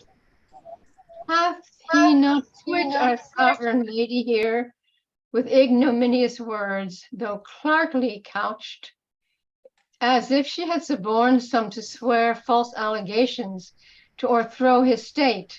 But I can give the loser leave to chide. Far truer spoke than meant. I lose indeed. Beshrew the winners, for they played me false, and well such losers may have leave to speak. He'll wrest the sense and hold us here all day. Lord Cardinal, he is your prisoner. Sirs, take away the Duke and guard him sure. Thus King Henry throws away his crutch before his legs be firm to bear his body. Thus is the shepherd beaten from thy side, and wolves are gnarling, who shall gnaw there first. Oh, that my fear were false. That it were. For good King Henry, thy decay I fear. My lords, what to your wisdom seemeth best? Do or undo as if ourself were here. What, will your highness leave the parliament? Aye, Margaret. My heart is drowned with grief, whose flood begins to flow within mine eyes. My body round and girt with misery, for what's more miserable than discontent? Ah, Uncle Humphrey, in thy face I see the map of honor, truth, and loyalty. And yet, good Humphrey, is the hour to come, that ere I proved thee false, or feared thy faith. What lowering stare now envies thy estate, that these great words, and Margaret our queen, deceit subversion of thy harmless life? Thou never didst them wrong, nor no man wrong. And as the butcher takes away the calf, and binds the wretch, and beats it when it strays, bearing it to the bloody slaughterhouse, even so remorseless have they borne him hence. And as the dam runs lowing up and down, looking the way her harmless young one went, and can do not but wail her darling's loss, even so myself bewails good Gloucester's case with sad, unhelpful tears, and with dimmed eyes look after him and cannot do him good. So mighty are his vowed enemies. His fortunes I will weep, and twixt each groan say, who's a traitor? Gloucester? He is none. Free lords, the cold snow melts with the sun's hot beams. Henry, my lord, is cold in great affairs, too full of foolish pity. And Gloucester's show beguiles him as the mournful crocodile with sorrow snares relenting passengers, or as the snake rolled in a flowering bank with shining checkered slough doth sting a child that for the beauty thinks it excellent. Ah, believe me, lords, were none more wise than I, and yet herein I judge mine own wits good, this Gloucester should be quickly rid the world to rid us from the fear we have of him. That he should die is worthy policy, but yet we want a colour for his death. 'Tis meet he be condemned by course of law. But in my mind, there were no policy. The king will labour still to save us. The commons haply rise to save his life. And yet we have but trivial argument, more than mistrust, shows him worthy death. So that by this you let him die. Ah, York, no one alive, so pain is thine. 'Tis York that hath more reason for his death. But my Lord Cardinal, and you, my Lord of Suffolk, say as you think and speak it from your souls. Were it not all one and empty evil were set to guard the chicken from a hungry kite with praise to Humphrey for the king's protector? So the poor chicken should be sure of death. Madam, 'tis true. Were it not madness then, to make a fox surveyor of the fold, being accused a crafty murderer, his guilt should be idly posted over, because his purpose is not executed. No, let him die in that he is a fox, by nature proved and an enemy to the flock, before his chaps be stained with crimson blood, as Humphrey proved by reasons to my liege. And do not stand on quillets how to slay him, be it by gins, by snares, by subtlety, sleeping or waking, 'tis no matter how. So he be dead, for that is good deceit, which mates him first that first intends deceit. Thrice noble Suffolk, 'tis resolutely spoke. Not resolute, except so much were done. For things are often spoke and seldom meant, but that my heart accordeth with my tongue, seeing the deed is meritorious. And to preserve my sovereign from his foe, say but the word, and I will be his priest. But I would have him dead, my lords of Suffolk, ere you can take due orders for a priest. Say you consent and censure well the deed, and I'll provide his executioner. I tender to the safety of my liege. Here is my hand. The deed is worthy. And so said I. And I. And now we three have spoken. It skills not greatly who impugns on a duel. Enter opposed. Great lord, from Ireland am I come amain, to signify that rebels there are up, and put the Englishmen unto the sword. Send succors, lords, and stop the rage betimed before the wound do grow incurable. For being green, there is great hope of help.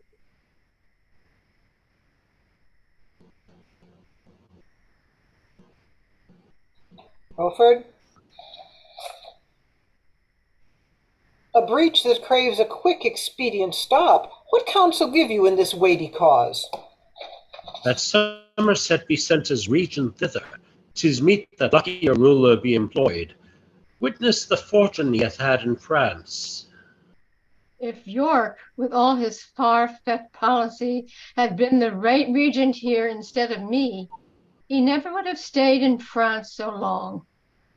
No, not to lose it all as thou hast done.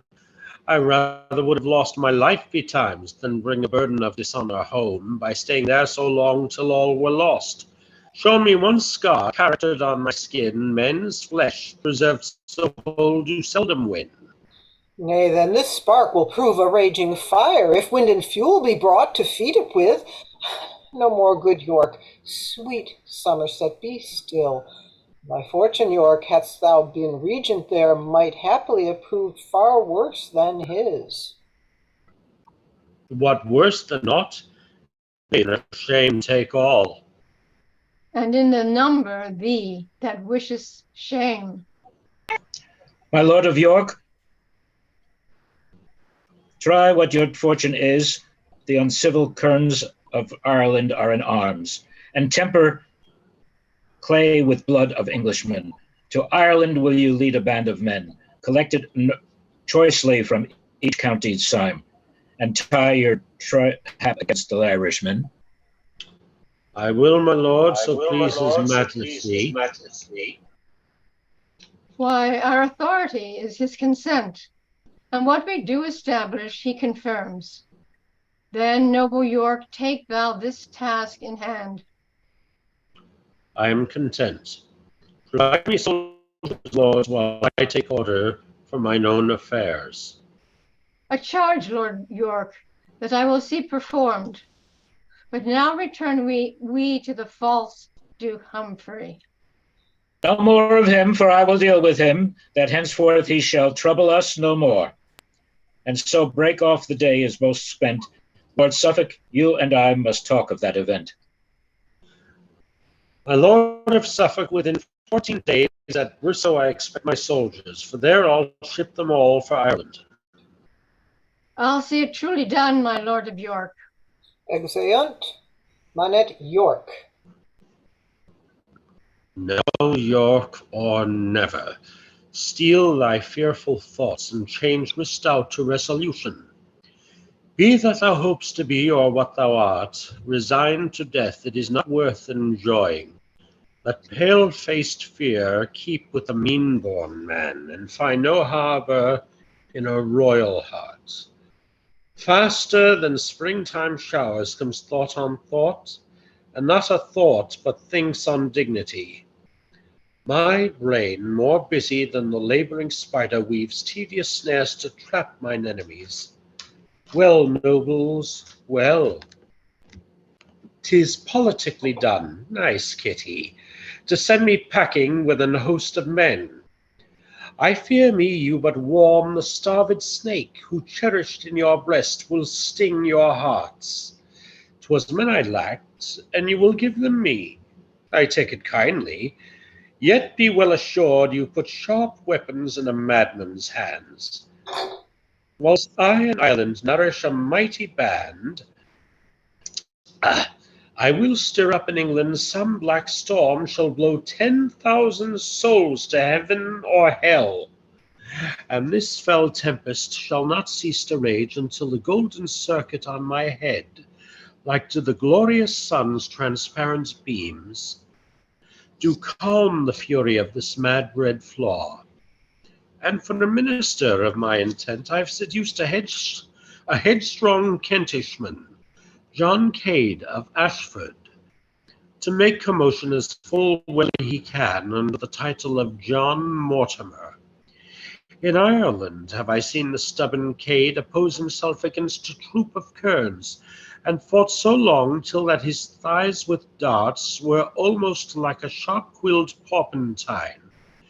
And in the end being rescued, I have seen him caper upright, like a wild Morisco, shaking the bloody darts as he his bells. Full often like a shag-haired crafty kern hath he conversed with the enemy, and undiscovered come to me again, and given me notice of their villainies. This devil here shall be my substitute. For that John Mortimer, which now is dead, in face and gait and speech he doth resemble.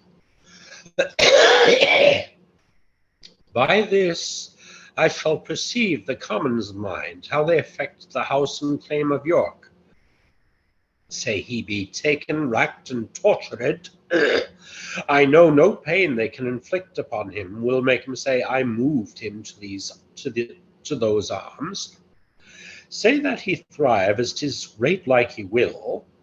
Why then from Ireland come I with my strength, and reap the harvest which that rascal sowed. for Humphrey being dead, as he shall be, and Henry put apart the next for me. Exit Act 3, Scene 2. Enter 2 or 3 running over the stage from the murder of Duke Humphrey. Run to my lord of Suffolk. Let him know we have dispatched the Duke as he commanded. Oh, that we're to die. What have we done? Didst thou ever hear a man so penitent? Enter Suffolk. Here comes my lord. Now, sirs, have you dispatched this thing? Aye, my good lord. He's dead. Well, why, that's well said. Go, get you to my house. I will reward you for this venturous deed. The king and all the peers are here at hand. Have you laid fair the bed? Is all things well, according as I gave directions? Is my good lord. Away, be gone. Exeunt. Sound trumpets. Enter the king, queen, cardinal, Suffolk, Somerset with attendants. Go, call our uncle to our presence straight. Say, we intend to try his grace today, if he be guilty as 'tis published. I'll call him presently, my noble lord. Lords, take your places. And I pray you all proceed no straighter against our uncle Gloucester, and from true evidence of good esteem he be approved and practiced culpable. God forbid any malice should prevail that faultless may condemn a noble man. Pray God he may acquit him of suspicion. I thank thee now, these words content me much. Enter Suffolk. How now? Why look so pale? Which one was that? Where is our uncle? What's the matter, Suffolk? Dead in his bed, my lord. Gloucester is dead. Mary, God forbid! God's secret judgment I did dream tonight. The Duke was dumb and could not speak a word. He swoons. How fares my lord? Help, lords! The king is dead! Rear up his body. Bring him by the nose. Run! Go! Help! Help! Oh, Henry, open thy Let eyes! revive again. Madam, be patient. Oh, heavenly God. How fares my gracious lord? Comfort, my sovereign, gracious Henry, comfort. What? Does my Lord of Suffolk comfort me? Came he right now to sing a raven's note, whose dismal tune bereft my vital powers? And thinks he that the chirping of a wren by crying comfort from a hollow breast can chase away the first conceived sound? Hide not thy poison with such sugar words. Lay not thy hands on me. Forbear, I say. Their touch affrights me as a serpent's sting. Thou baleful messenger, out of my sight. Upon thy eyeballs, murderous tyranny sits in grim majesty to fright the world.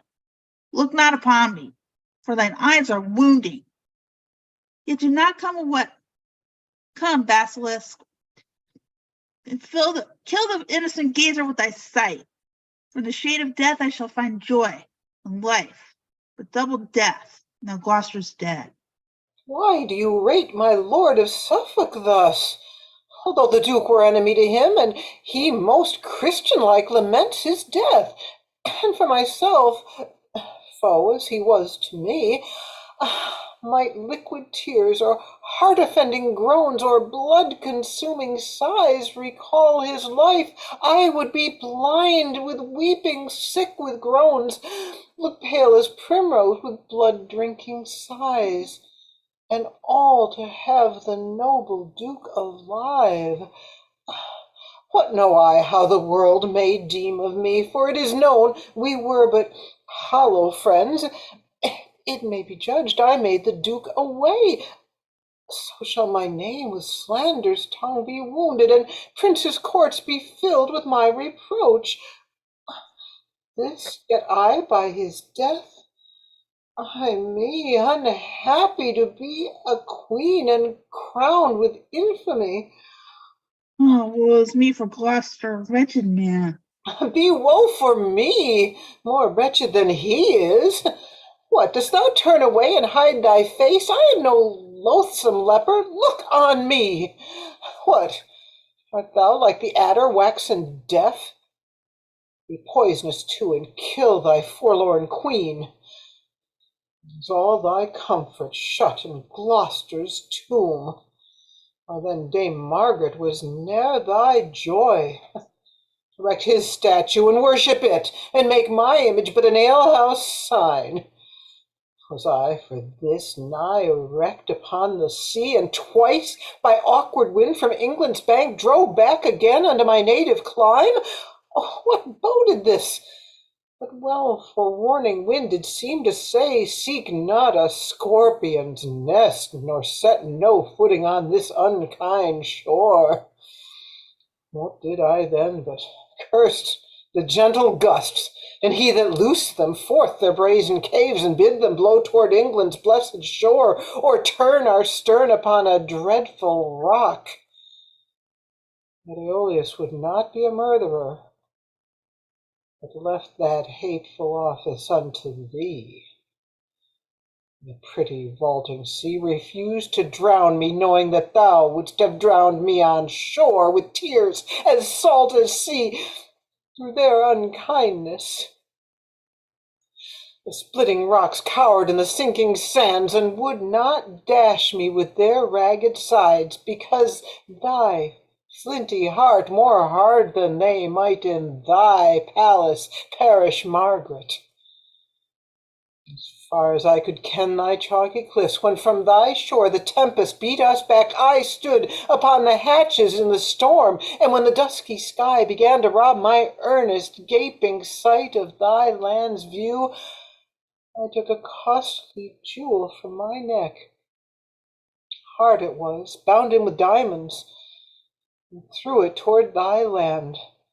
The sea received it, and so I wished thy body might my heart. And even with this I lost fair England's view, and bid mine eyes be packing with my heart, and called them blind and dusky spectacles for losing ken of Albion's wished coast.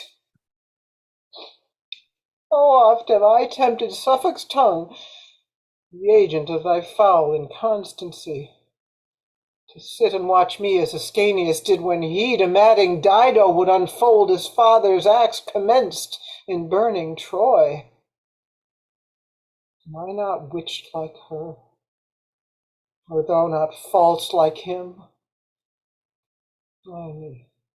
I can no more. Die, Margaret, for Henry weeps that thou dost live so long. Noise within, enter Warwick and many commons.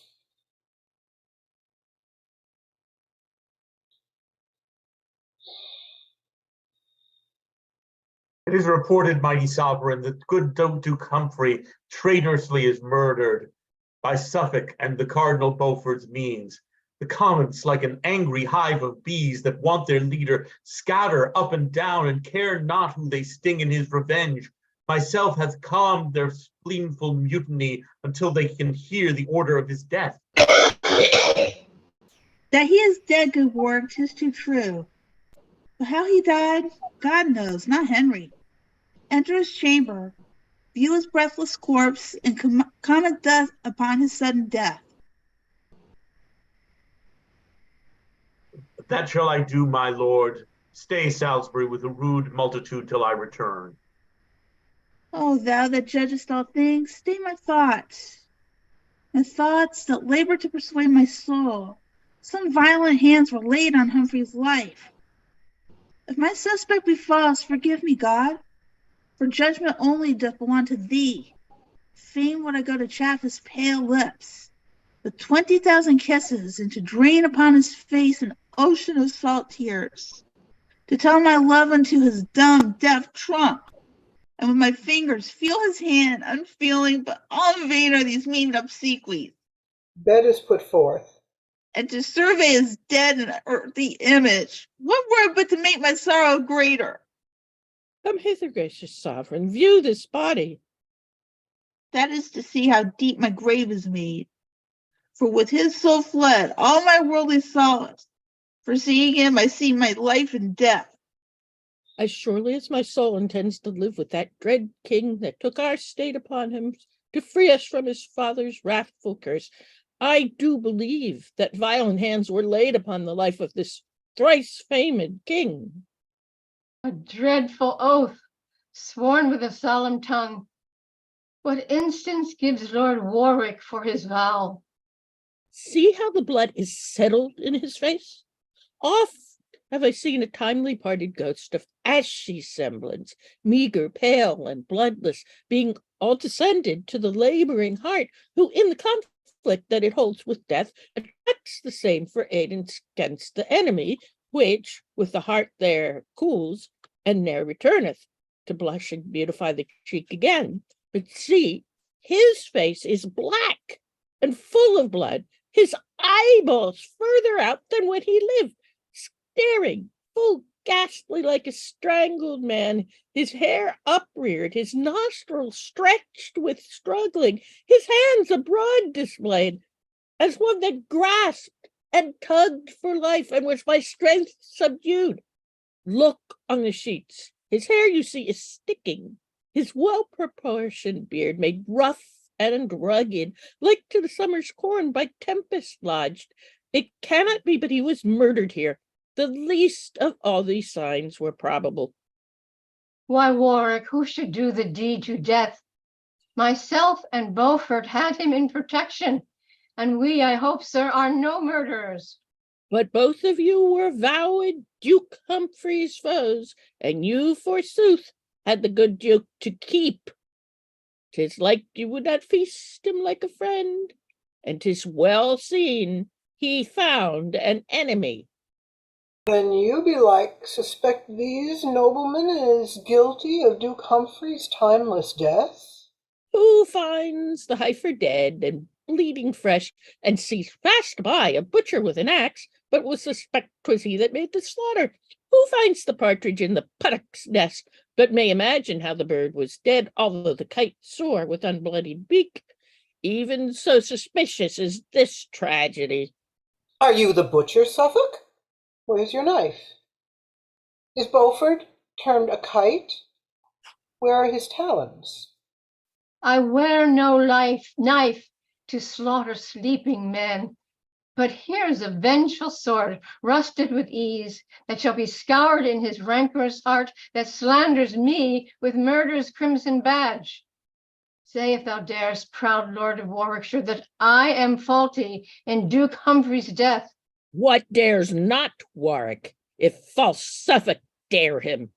He dares not calm his contumelious spirit, nor cease to be an arrogant controller, though Suffolk dare him 20,000 times. Madam, be still. With reverence may I say, for every word you speak in his behalf is slander to your royal dignity. Blunt-witted lord, ignoble in demeanor, if ever lady wronged her lord so much, thy mother took into her blameful bed some stern, untutored churl, and noble stock was graft with crab-tree slip, whose fruit thou art, and never of the Neville's noble race. But that the guilt of murder bucklers thee, and I should rob the deathsman of his fee, quitting thee thereof of 10,000 shames, and that my sovereign's presence makes me mild.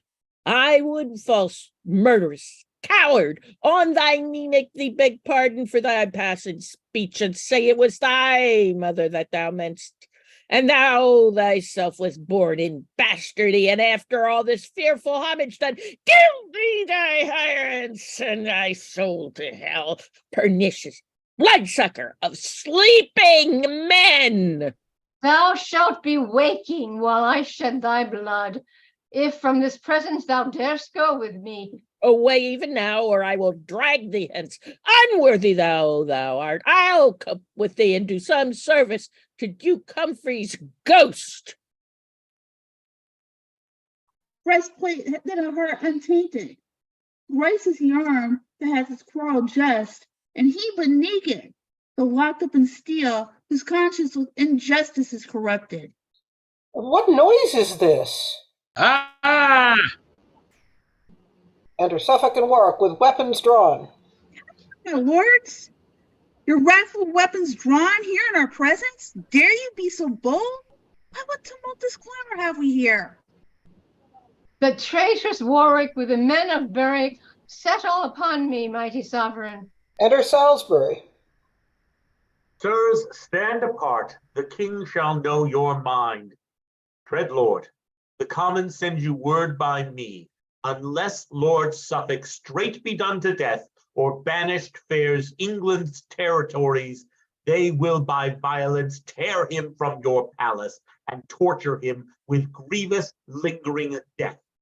They say, by him the good Duke Humphrey died. They say, in him they fear your highness' death.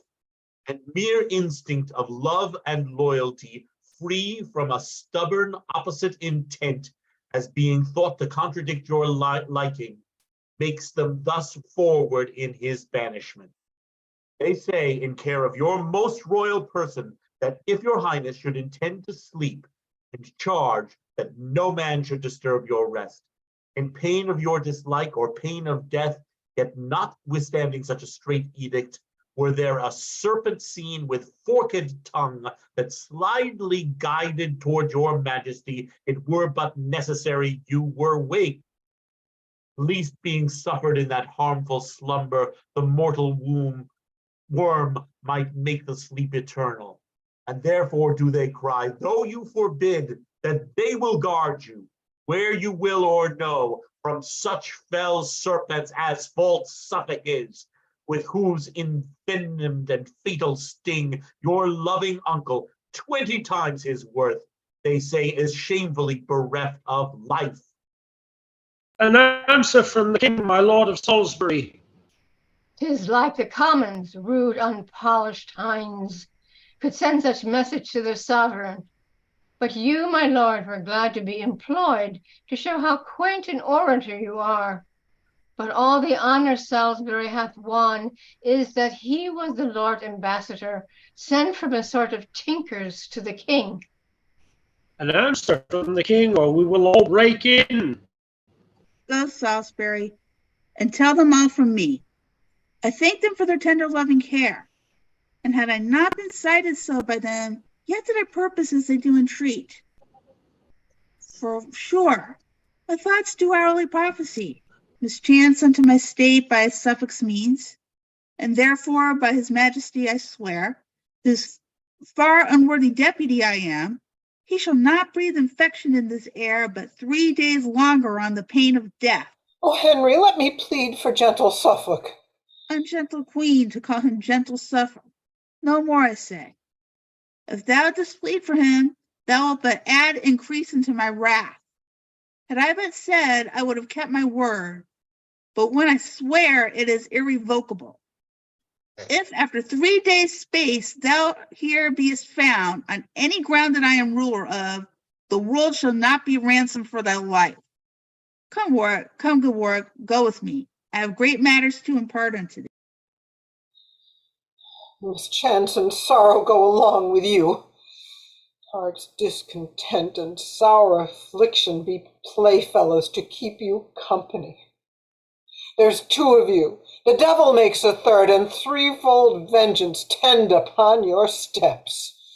Cease, gentle queen, these execrations, and let thy Suffolk take his heavy leave. Fie, coward woman and soft-hearted wretch, hast thou not spirit to curse thine enemy?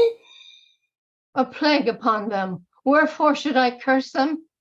Would curses kill, as doth the mandrake's groan?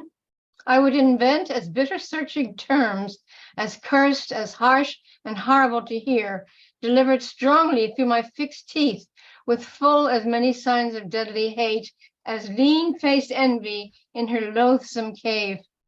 My tongue should stumble in mine earnest words, mine eyes should sparkle like the beaten flint, mine hair be fixed and end as one distract. I, every joint, should seem to curse and ban. I mean, even now my burdened heart would break, should I not curse them. Poison be their drink, gall, worse than gall, the daintiest that they taste. Their sweetest shade, a grove of cypress trees, their chiefest prospect, murdering basilisks. Their softest touch as smart as lizard stings, their music frightful as the serpent's hiss, and boding screech owls make the consort full. All the foul terrors in dark-seated hell. Enough, sweet Suffolk. Thou torment'st thyself, and these dread curses, like the sun gainst glass, or like an overcharged gun, recoil and turn the force of them upon thyself. You bade me ban, and will you bid me leave? Now, by the ground that I am banished from, well could I curse away a winter's night, though standing naked on a mountain top, where biting cold would never let grass grow, and think it but a minute spent in sport. Oh, let me entreat thee cease. Give me thy hand, that I may do it with my mournful tears. Or let the rain of heaven wet this place, to wash away my woeful monuments. Oh, could this kiss be printed in thy hand, that thou mightst think upon these by the seal, through whom 1,000 sighs are breathed for thee? So get thee gone, that I may know my grief. 'Tis but surmised whilst thou art standing by, as one that surfeits thinking on a want. I will repeal thee, or be well assured, adventure to be banished myself, and banished I am, if but from thee. Go, speak not to me, even now, be gone. Go not yet. Even thus, two friends condemned embrace and kiss, and take 10,000 leaves, loather 100 times to part than die. But now, farewell, and farewell life with thee.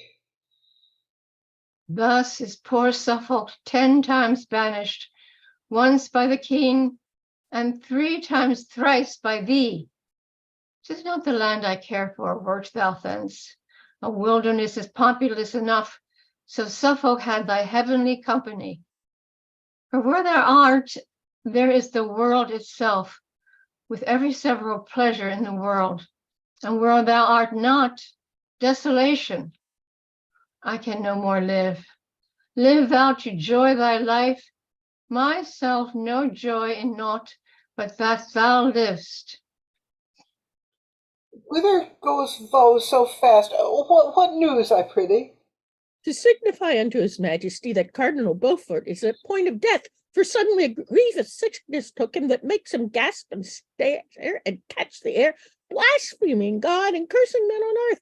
Sometimes he talks as if Duke Humphrey's ghost were by his side. Sometimes he calls the king and whispers to his pillow as to him the secrets of his overcharged soul. And I am sent to tell his majesty that even now he cries aloud for him. Go, tell this heavy message to the king.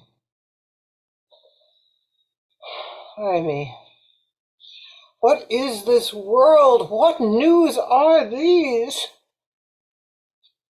But wherefore grieve I at an hour's poor loss, remitting Suffolk's exile, my soul's treasure?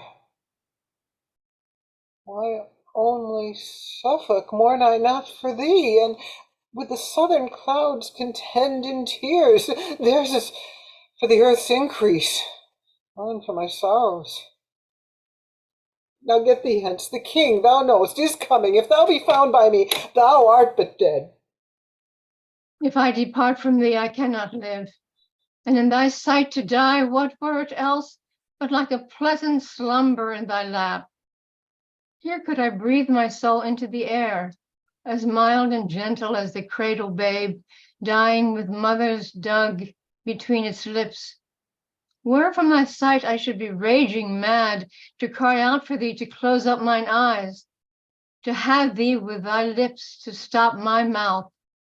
So shouldst thou either turn my flying soul, or I should breathe it so into thy body, and then it lived in sweet Elysium. To die by thee were but to die in jest. From thee to die were torture more than death. Oh, let me stay, befall what may befall. Away! The parting be a fretful corrosive, it is applied to a deathful wound. to France, sweet Suffolk. Let me hear from thee, for wheresoe'er thou art in this world's globe, I'll have an iris that shall find thee out. I go. Take my heart with thee. A jewel locked into the woefullest cask that ever did contain a thing of worth. Even as a splitted bark, so sunder we. This way fall I to death. This way for me. Exeunt. Act 3, Scene 3. Enter the King, Salisbury, and Warwick to the Cardinal in bed. How fares my lord? Speak, Beaufort, to thy sovereign. If thou beest death, I'll give thee England's treasure, enough to purchase such another island, so thou wilt let me live and feel no pain. Ah, what a sign it is of evil life, where death approaches feast so terrible. Beaufort, it is thy sovereign speaks to thee. Bring me unto my trial when you will. Died not in his bed? Where should he die? Can I make men live where he shall will or no? Oh, torture me no more, I will confess. Alive again? Then show me where he is. I'll give £1,000 to look upon him. He hath no eyes, the dust hath blinded them. Comb down his hair, look, it stands upright, like lame twigs set to catch my winged soul. Give me some drink and bid the apothecary bring the strong poison that I bought of him. O thou eternal mover of the heavens, look with a gentle eye upon this wretch. O beat away the busy, meddling fiend that lays strong siege unto this wretch's soul, and from his bosom purge this black despair. See how the pangs of death do make him grin.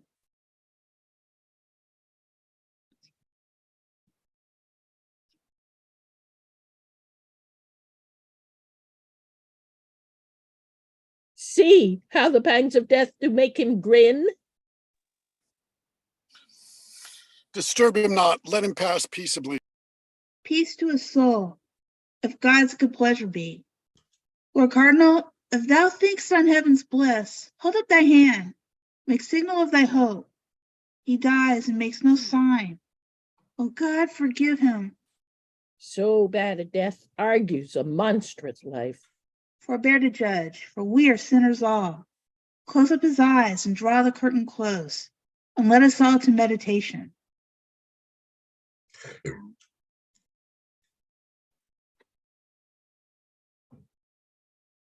Let's take a little pause here before we continue on with Act 4.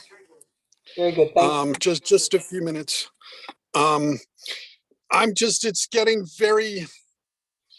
It's very difficult. Listen, I mean, you guys are doing a great job. Thank you all very much. But with Asher, with the echoing when you're in a scene, it's really tough.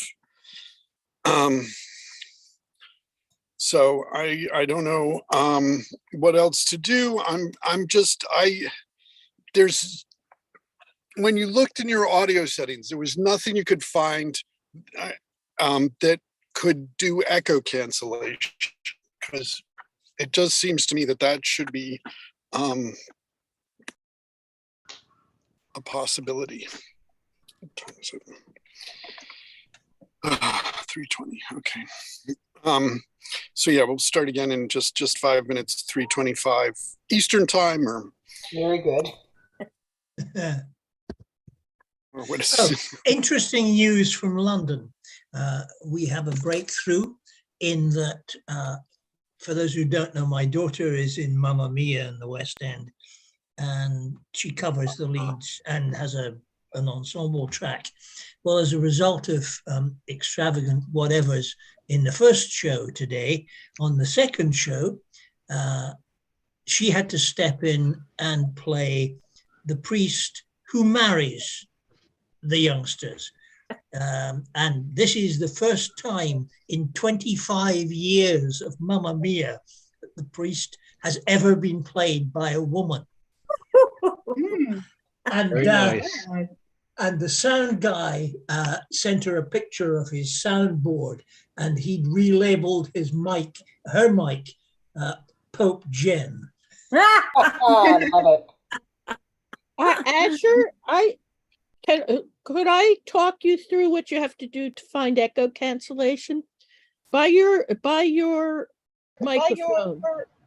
There's a caret pointing upward. Click on it.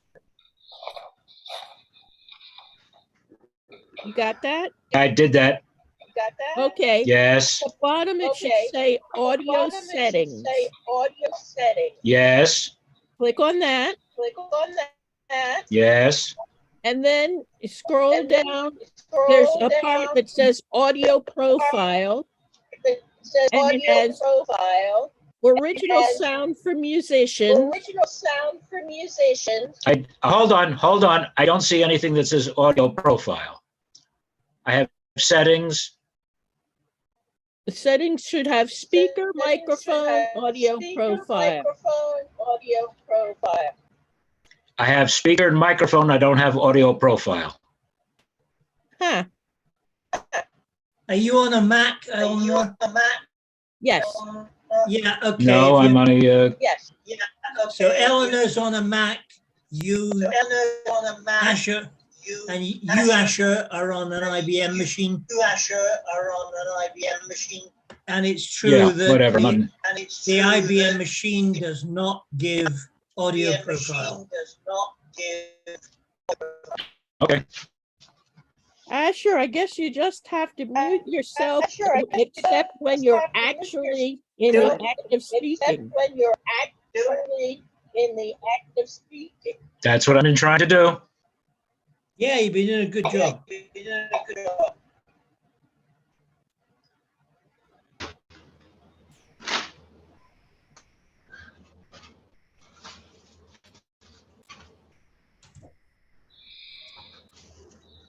I haven't known what to do when I speak and there's an echo, whether I should pause to let it finish or just keep going as if I didn't hear it and be unintelligible. That's right. It's very tricky.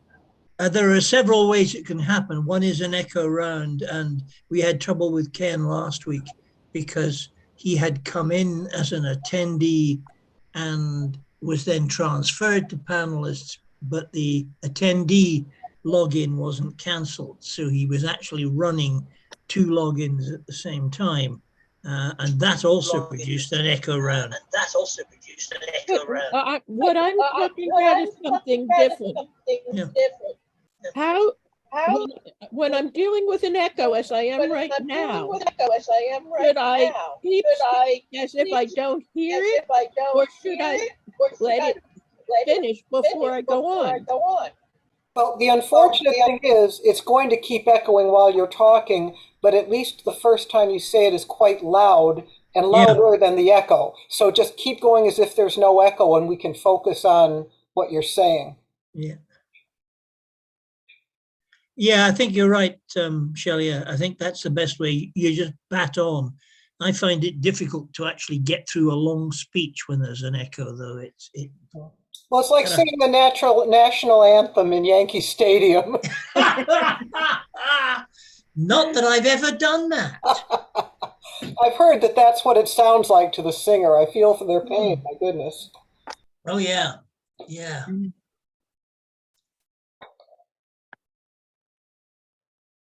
When I was in Illinois, we used to have concerts in the Cranett Center, which is the biggest place in between the East Coast and the West Coast, which is great for symphony concerts and romantic and classical. But when they had Baroque and even early Mozart, I remember going once to hear the Mozart horn concerto, and the place was so big and the reverb in the hall was set for classical and romantic. The horn player was playing the reverb and he was bouncing. Oh my God. It was really quite something. He did a great job, but God. That's like when we were Oh, doing, what you're there was a saying. scene earlier in this play where there was a delineation of the line of succession. Yeah. Somebody told me they recently saw a production where PowerPoint was used. That's a great idea. Oh God. Put up a genealogical chart. That's Oh, yeah. that's cheating. That's just, that's assuming that contemporary audiences don't have the brains to hold more than 5 words in their brains at any one given time. I think it makes sense. And also, after all this has been reeled off, I'd say, oh, this is plain. I think a PowerPoint is quite appropriate. Yeah. Well, it was exciting to me to be familiar enough to not get confused, but I will say I was very distracted by it all. Oh, yeah. And I don't know, I mean, you would have to be familiar with those names to say, oh, yes, oh, that's a name I haven't heard, but I'm back on track again with the next one. Well, I have to confess my shame in that I'm doing Gloucester and Humphrey, and it took me till about 10 minutes into the reading before I really cottoned on to the fact they're the same person. Yes. And Cardinal Beaufort with 4 other names. That character gets confused. Yeah. I thought you had played him before when I've been Eleanor. Oh, quite possibly, but I'm old, Eleanor. I mean, I'm pushing 75 now. Am I, what was that? Not old these days. What is it that Rosemary Sutcliffe had Theseus say in one of her books? She said, all these things I remember as if it were yesterday. It is yesterday that I forget. Oh, dear. Exactly right. Yeah. All right. Well, we should probably be getting started again then, and just sounds good. Do your best with the echoes. What page are we on, please? 97? Yep. Thank Yeah, bottom of 97. Beginning of Act 4, Scene 1. Oh, there I am. Thank you. Back. Yeah. Are we ready? Yep. Act 4, Scene 1. Alarm. Fight at sea. Ordnance goes off. Enter Lieutenant Suffolk and others.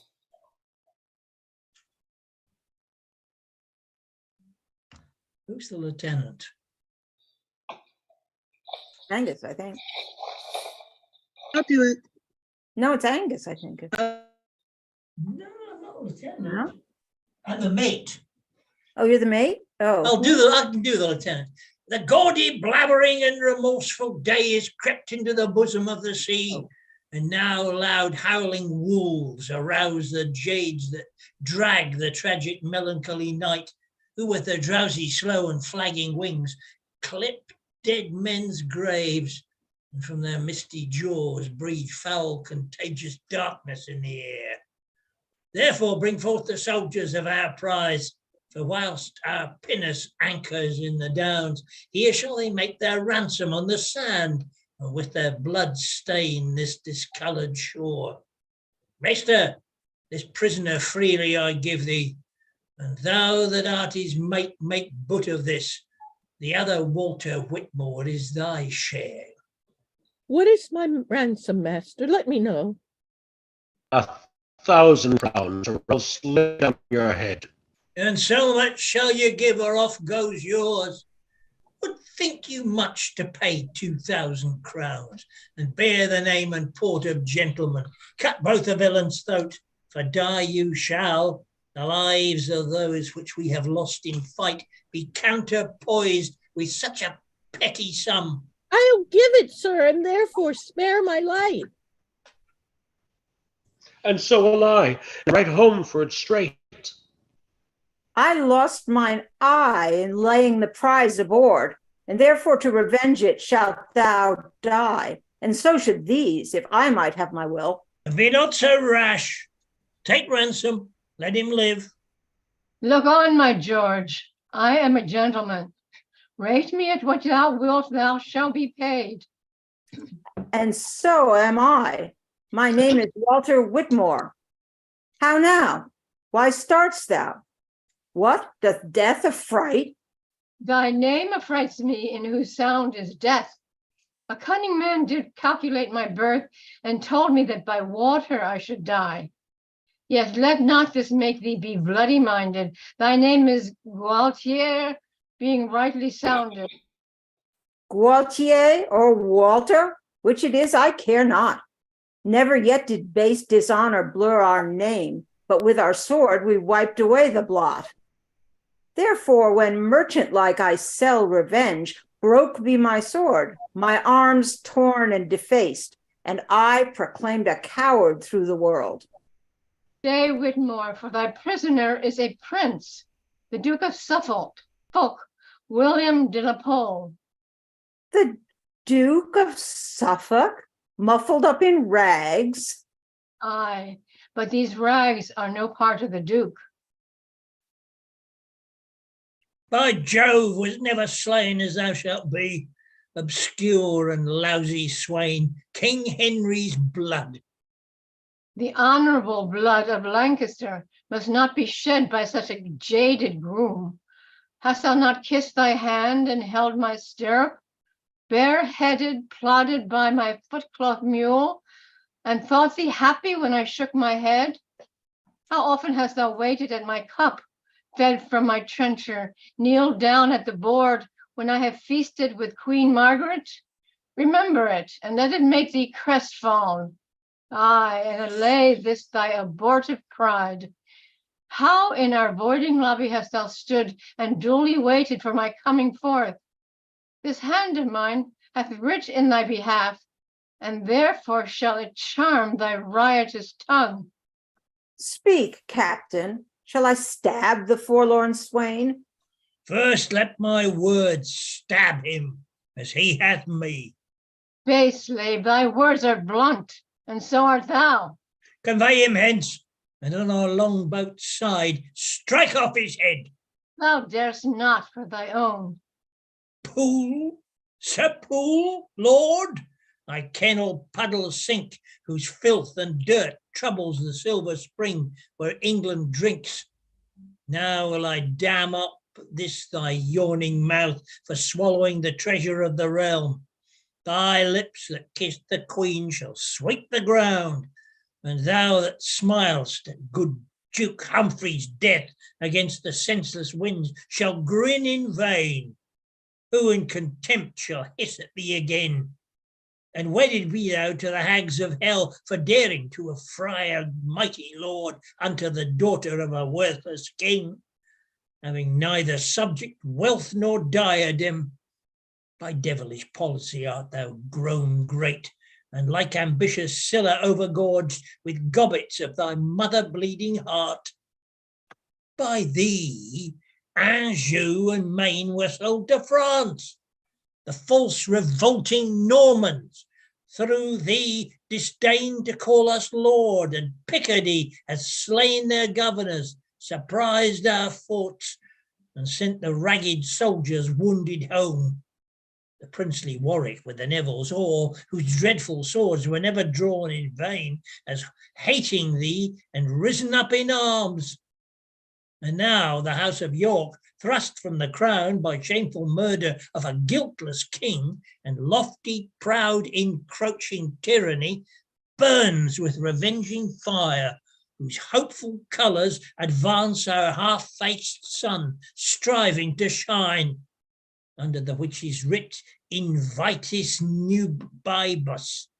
The commons here in Kent are all up in arms, and to conclude, reproach and beggary is crept into the palace of our king, and all by thee. Away, convey him hence. Oh, that I were a god, to shoot forth thunder upon these paltry, servile, abject drudges. Small things make base men proud. This villain here, being captain of a pinnace, threatens more than Bargulus, the strong Illyrian pirate. Drones suck not eagles' blood, but rob beehives. It is impossible that I should die by such a lowly vassal as thyself. Thy words move rage and not remorse in me. I go of message from the Queen to France. I charge thee waft me safely across the channel. Water, come Suffolk, I must waft thee to thy death. Pine gelidus timor occupat artis, it is thee I fear. Thou shalt have cause to fear before I leave thee. What, art thou daunted now? Now will ye stoop? My gracious lord, entreat him. Speak him fair. Suffolk's imperial tongue is stern and rough, used to command, untaught to plead for favor. Far be it we should honor such as these with humble suit. No, rather let my head stoop to the block than these knees bow to any, save to the God of heaven and to my king. And sooner dance upon a bloody pole than stand uncovered to the vulgar groom. True nobility is exempt from fear. More can I bear than you dare execute. Haul him away and let him talk no more. Come, soldiers, show what cruelty you can. That this my death may never be forgot. Great men oft die by vile Bezonians. A Roman sorter and Bandetto slave murdered sweet Tully. Brutus bastard hand-stabbed Julius Caesar. Savage islanders, Pompey the Great, and Suffolk dies by pirates. And as for these whose ransom we have set, it is our pleasure one of them depart. Therefore come you with us, and let him go. Exit lieutenant and the rest. Men at the first, gentlemen, enter Walter with the body. There let his head and lifeless body lie, until the queen, his mistress, bury it. Oh, barbarous and bloody spectacle! His body will I bear unto the king. If he revenge it not, yet will his friends, so will the queen that living held him dear. Exeunt. Act 4, Scene 2. Enter Bevis and John Holland. Come and get thee a sword, though made of a lath. They have been up these 2 days. They have the more need to sleep now, then. I tell thee, Jack Cade, the clothier, means to dress the Commonwealth and turn it and set a new nap upon it. So he had need, for 'tis threadbare. Well, I say it was never merry world in England since gentlemen came up. Oh, miserable age! Virtue is not regarded in handicraftsmen. You know, the nobility think scorn to go in leather aprons. Nay, more, the king's council are no good workmen. True, and yet it is said labor in thy vocation, which is as much to say as let the magistrates be the laboring men, and therefore should we be magistrates. Thou hast hit it, for there's no better sign of a brave mind than a hard hand. I see them. There's best son, the tanner of Wingham. He shall have the skins of our enemies to make dog's leather of. And Dick the butcher. Then is sin struck down like an ox, and iniquity's throat cut like a calf. And Smith the weaver. Ergo, their thread of life is spun. Come, let's fall in with them. Drum, enter Cade, Dick Butcher, Smith the Weaver, and a Sawyer with infinite numbers. We, John Cade, so termed of our supposed father. Or rather, of stealing a cade of herrings. For our enemies shall fail before us, inspired with the spirit of putting down kings and princes. Command silence. Silence. My father was a Mortimer. He was an honest man and a good bricklayer. My mother a Plantagenet. And I knew her well. She was a midwife. My wife descended of the Lacys. She was indeed a peddler's daughter and sold many laces. But now, of late, not able to travel with her fur, she washes books here at home. Therefore am I of an I, by my faith, the field is honorable, and there was he born under a hedge, for his father had never a house but the cage. valiant I am. A must needs, for beggary is valiant. I am able to endure much. No question of that, for I have seen him whipped the 3 market days together. I fear neither sword nor fire. He need not fear the sword, for his coat is a proof. But methinks he should stand in fear of fire, being burnt in the hand for stealing of sheep. Be brave then, for your captain is brave, and vows reformation. There shall be in England and he knows, sold for a penny. Every hooped pot shall have 10 hoops, and I will make it felony to drink small beer. All the realm shall be coming, and in sheep's side shall my palfrey grass. And when I am king, God save your majesty. God save your majesty. I thank you, good people. There shall be no money. Also eat and drink on my I will empower them all in one, that they may agree like brothers, like worship me, their Lord. The first thing we do, let's kill all the lawyers. Nay, that I mean to do. Is not this a lamentation that of the skin of an innocent lamb should be a parchment? A parchment be scribbled on should undo man. Some say the bee stings, I say his beeswax. For I did but seal one thing, and I was never my own man since. Oh no, who's there? Enter a The clerk. clerk of Chatham. He can write and read and cast account.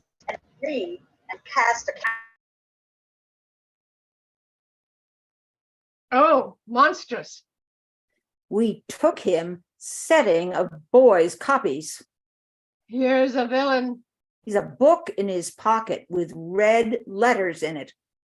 Nay, then he is a conjurer. But nay, he can make obligations and write court hand. I'm sorry for it. The man is a proper man of mine honor. Unless I find him guilty, he shall not die. Come hither, sir, I must examine thee. What is thy name? What is thy name? Emmanuel. They that use to wit on the top letters, 'twill go hard with you. Let me alone. Hast thou used to write thy name? Or hast thou a mark to thyself like an honest, plain dealing man? Sir, I thank God I have been so well brought up that I can write my name. Ah, He hath confessed, away with him. He's a villain and a traitor. Villain. Away Traitor. with him, I say. Hang him with his pen, horn about his neck. Where's our general? Here I am, thou particular. Fly, fly. Sir Humphrey Stafford and his brother are hard by with the king's forces. Stand, villain, stand, or I'll fell thee down. He shall be encountered with a man as good as himself. He is but a knight, is he? No, To equal him, I will make myself a knight presently. Rise up, Sir John Mortimer. Now have at him.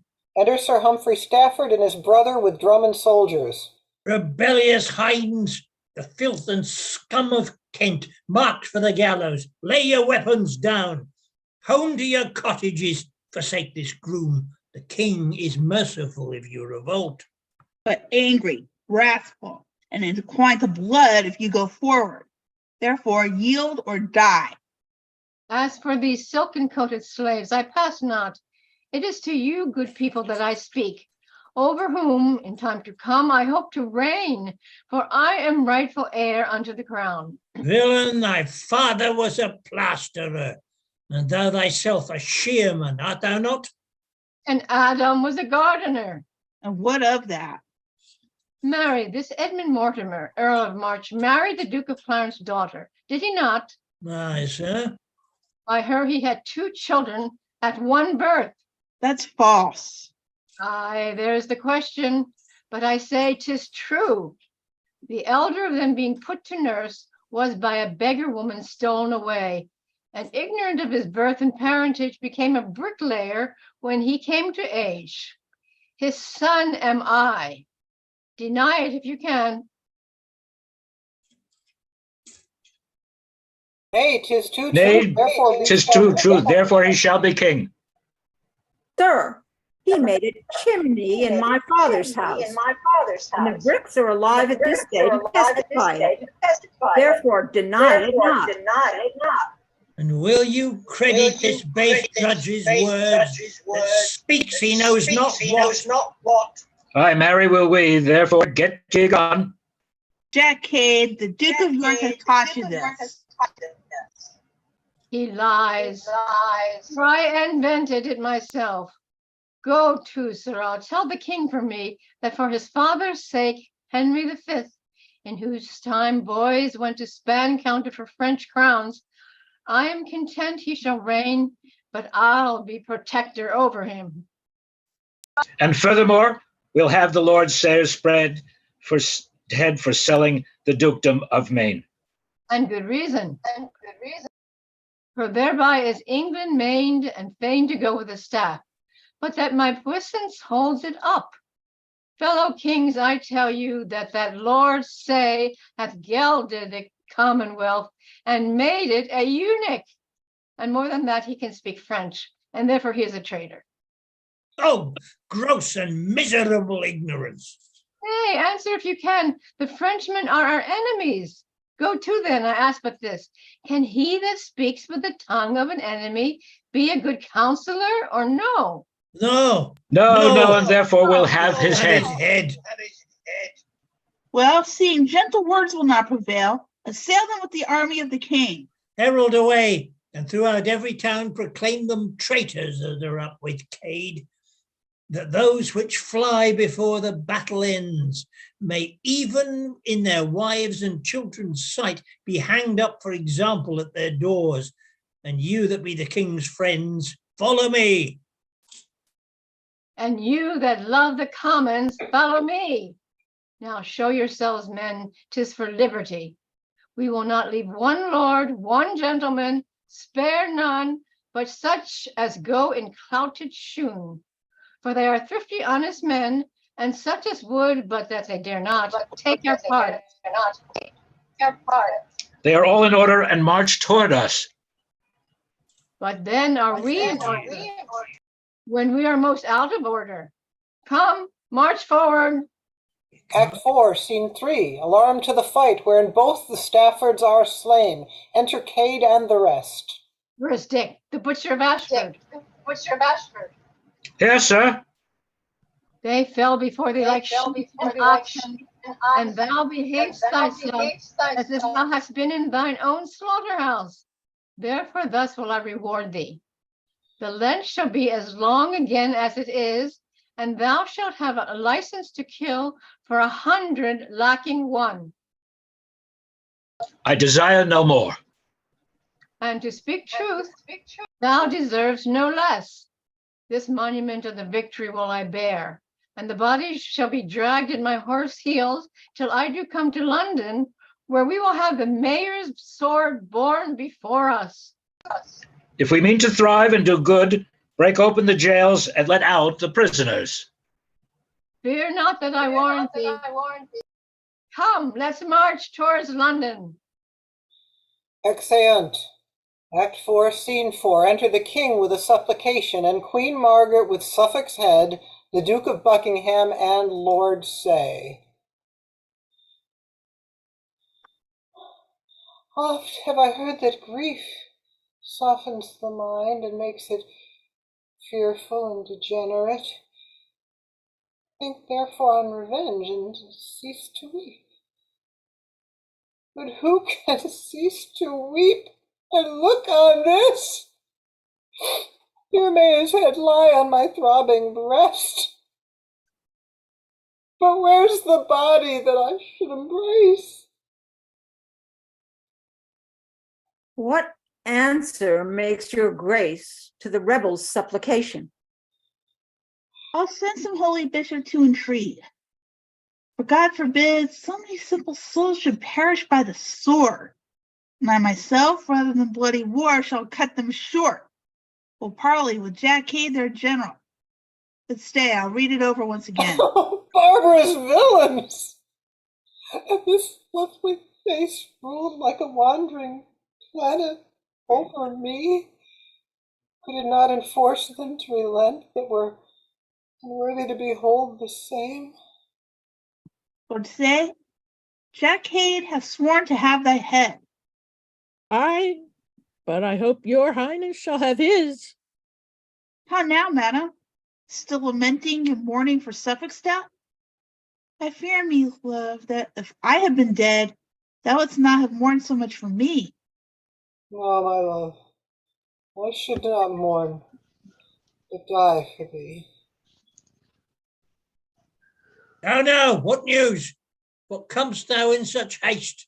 The rebels are in The Southwell. rebels My are, lord. Huh? the rebels in Southwark fly, my lord. Jack Cade proclaims himself Lord Mortimer, descended from the Duke of Clarence house, and calls your grace usurper openly, and vows to crown himself in Westminster. His army is a ragged multitude of hinds and peasants, rude and merciless. Sir Humphrey Stafford and his brother's death hath given them heart and courage to proceed. All scholars, lawyers, courtiers, gentlemen, they call false caterpillars and intend their death. Oh, graceless men, they know not what they do. My gracious lord, retire to Killingworth until a power be raised to put them down. Oh, were the Duke of Suffolk now alive, these Kentish rebels would be soon appeased. Lord say, the traitors hateth thee. Therefore away with us to Killingworth. So might your grace's person be in danger. The sight of me is odious in their eyes, and therefore in this city will I stay and live alone, as secret as I may. Under another messenger.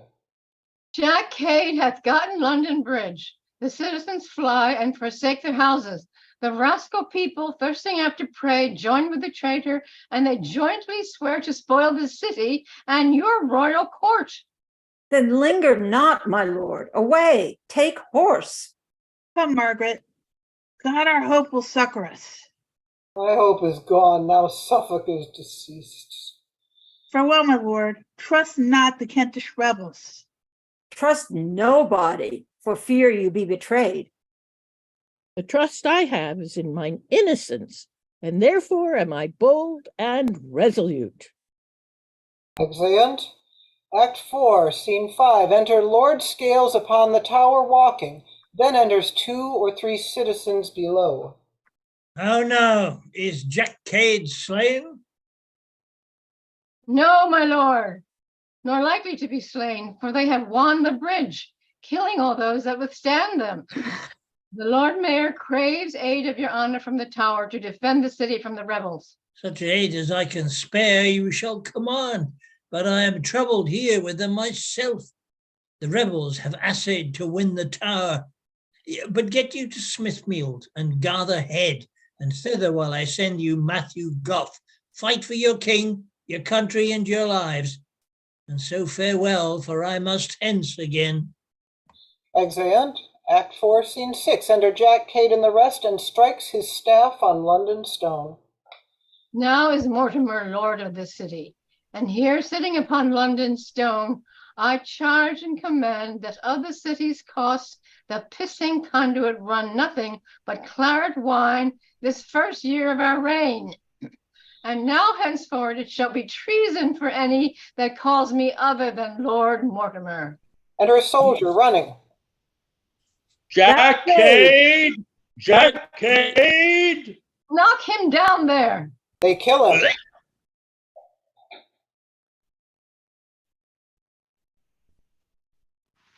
If this fellow be wise, he'll never call ye Jack Cade more. I think he hath a very fair warning.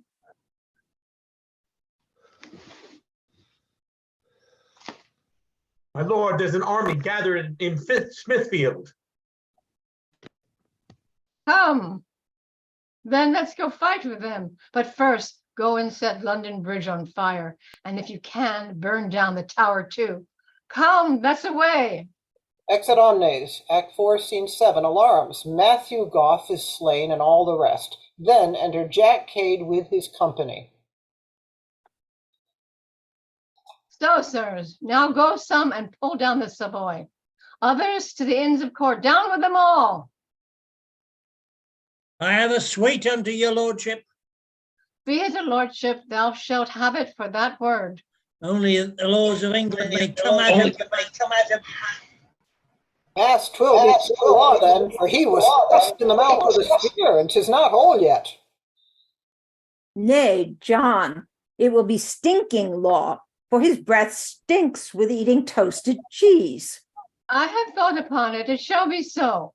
Away, burn all the records of the realm. My mouth shall be the Parliament of England. And we are like to have biting statutes unless his teeth be pulled out. And henceforward all things shall be in common.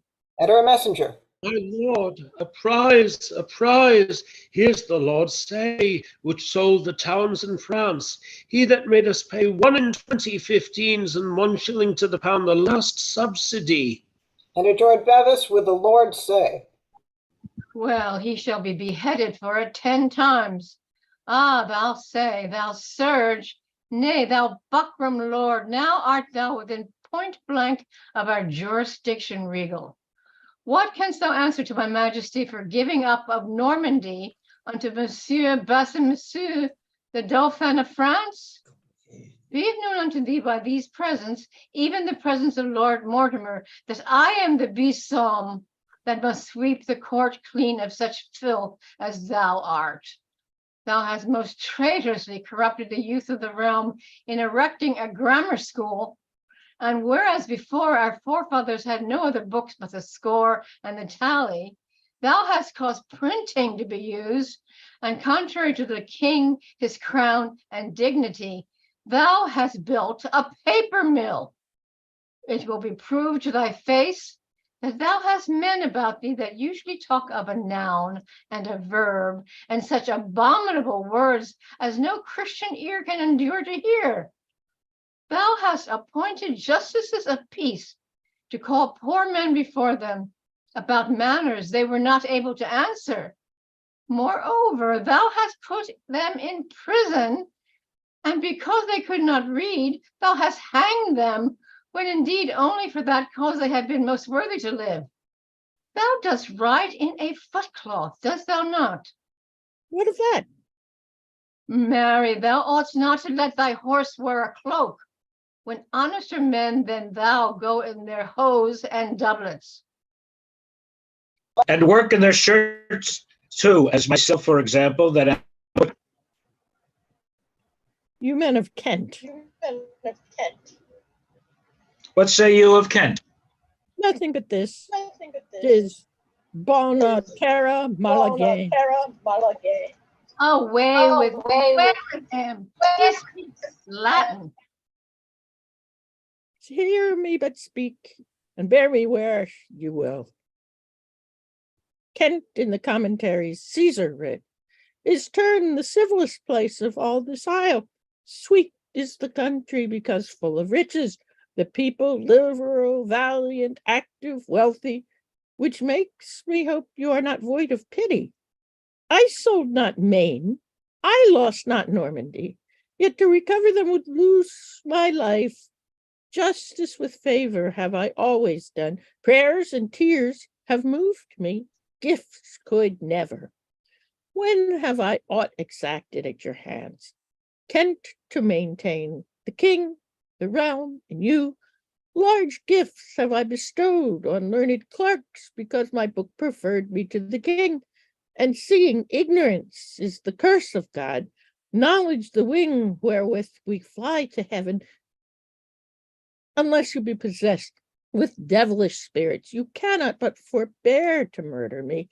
This tongue has parleyed unto foreign kings for your behoof. Hut, when struckst thou one blow in the field? Great men have reaching hands. Oft have I struck those that I never saw and struck them dead. Oh, monstrous coward! What, to come behind folks? These cheeks are pale for watching for your good. Give him a box of the ear, and that will make him red again. Long sitting to determine poor men's causes hath made me full of sickness and diseases. You shall have a hempen candle then, and the help of hatchet. Why dost thou quiver so, men? The palsy and not fear provokes me. And he nods at us. As who should say, I'll be even with you. I'll see if his head will stand steadier on a pole, or no. I take him away and behead him. Tell me, wherein have I offended most? Have I affected wealth or honor? Speak. Are my chests filled up with extorted gold? Is my apparel sumptuous to behold? Whom have I injured that ye seek my death? These hands are free from guiltless bloodshedding.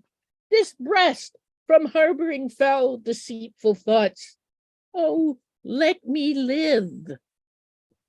I feel remorse in myself with his words, but I'll bridle it. He shall die, and it be but for pleading so well for his life.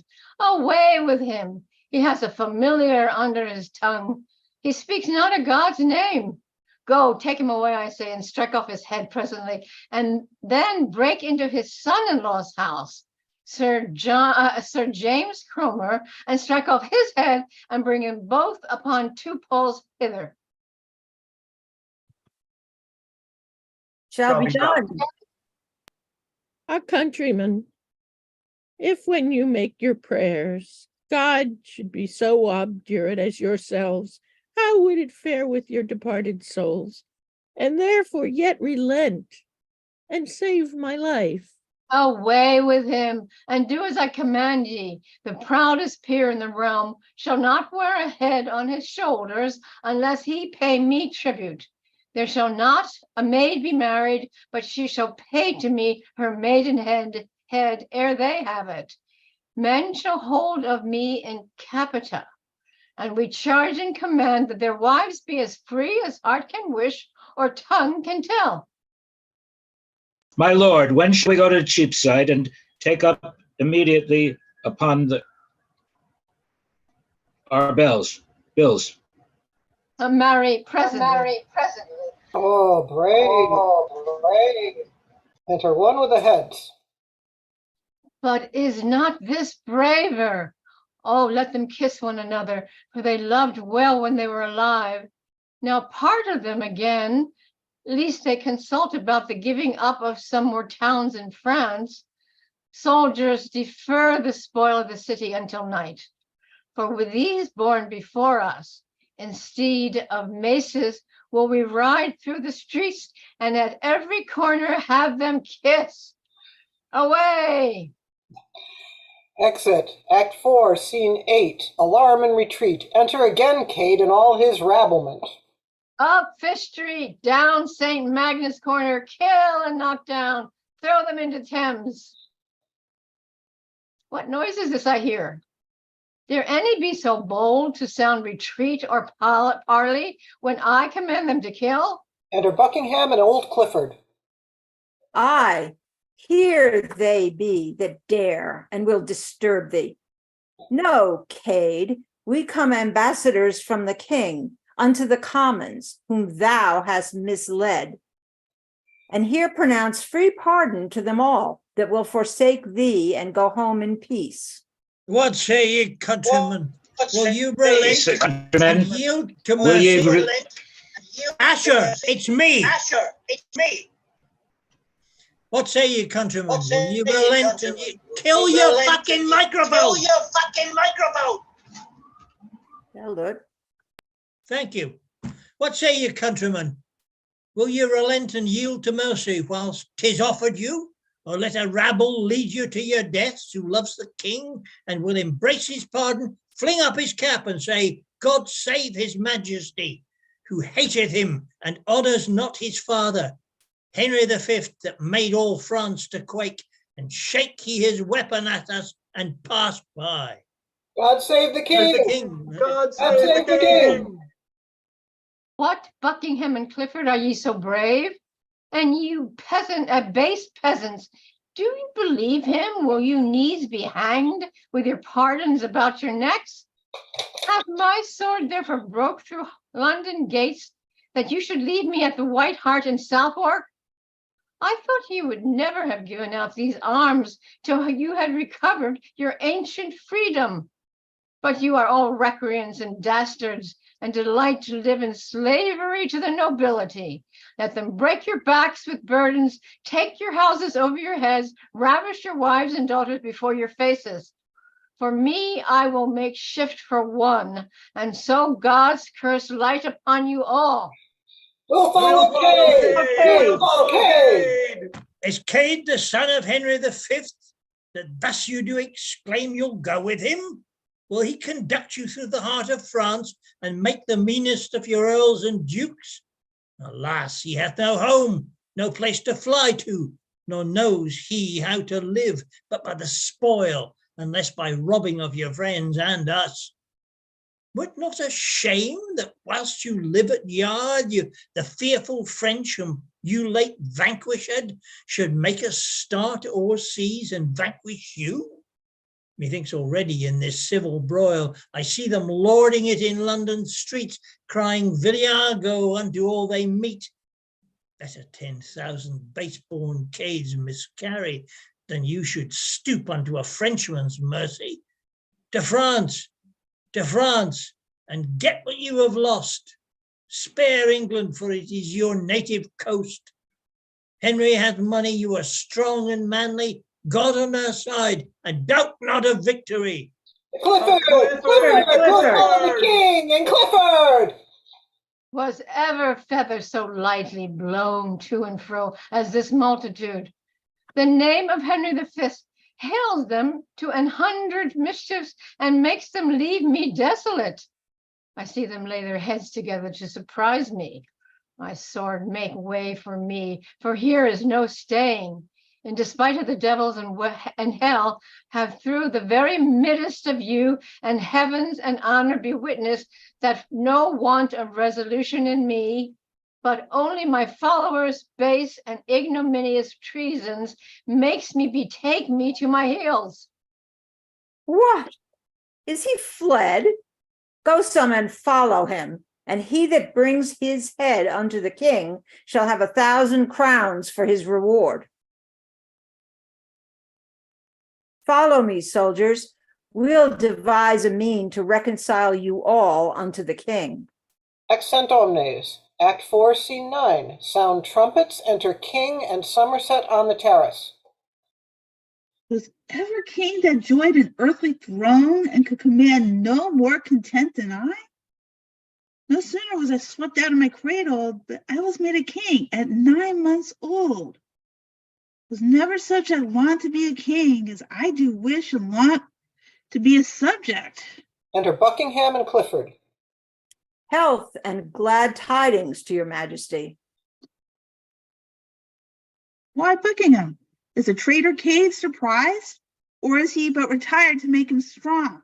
Enter multitudes with halters about their necks. He is fled, my lord, and all his powers do yield, and humbly thus with halters on their necks expect your highness doom of life or death.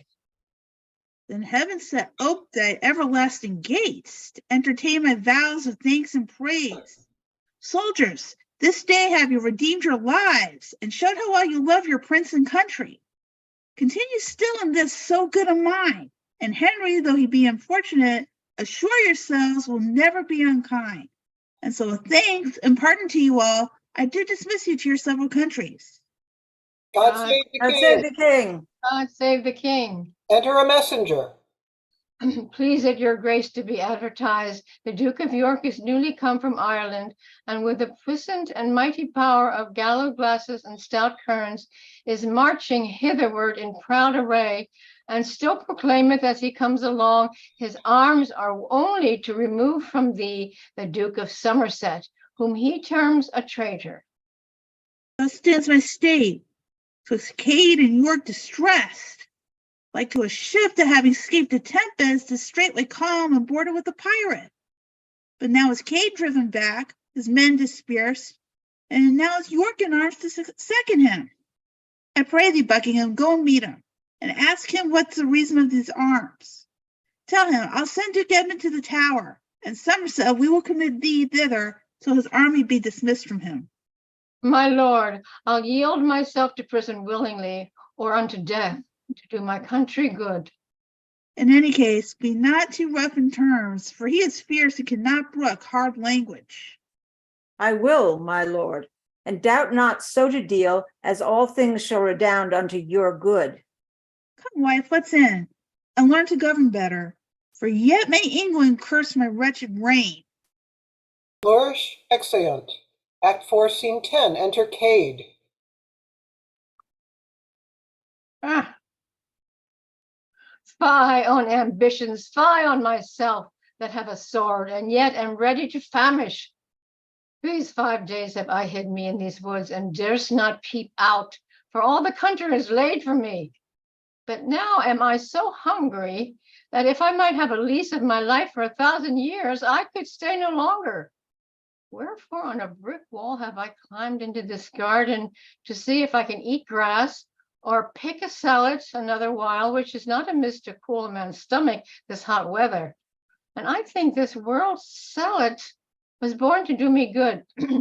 For many a time, but for a salad, my brain pan had been cleft with a brown bill.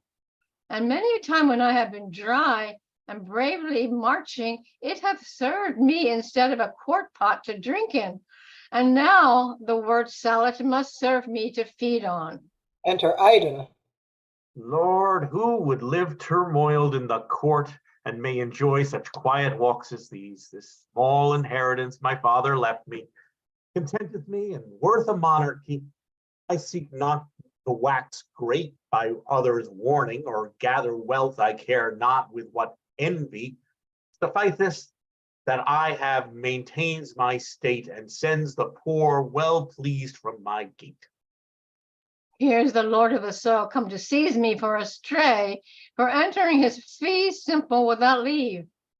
A villain, thou wilt betray me and get 1,000 crowns of the king by carrying my head to him. But I'll make thee eat iron like an ostrich, and swallow my sword like a great pin ere thou and I part. Why, rude companion, whatsoe'er thou be, I know thee not. Why then should I betray thee? It's not enough to break into my garden and like a thief come to rob my grounds, climbing my walks in spite of me, the owner, but thou wilt brave me with these saucy terms? Brave thee?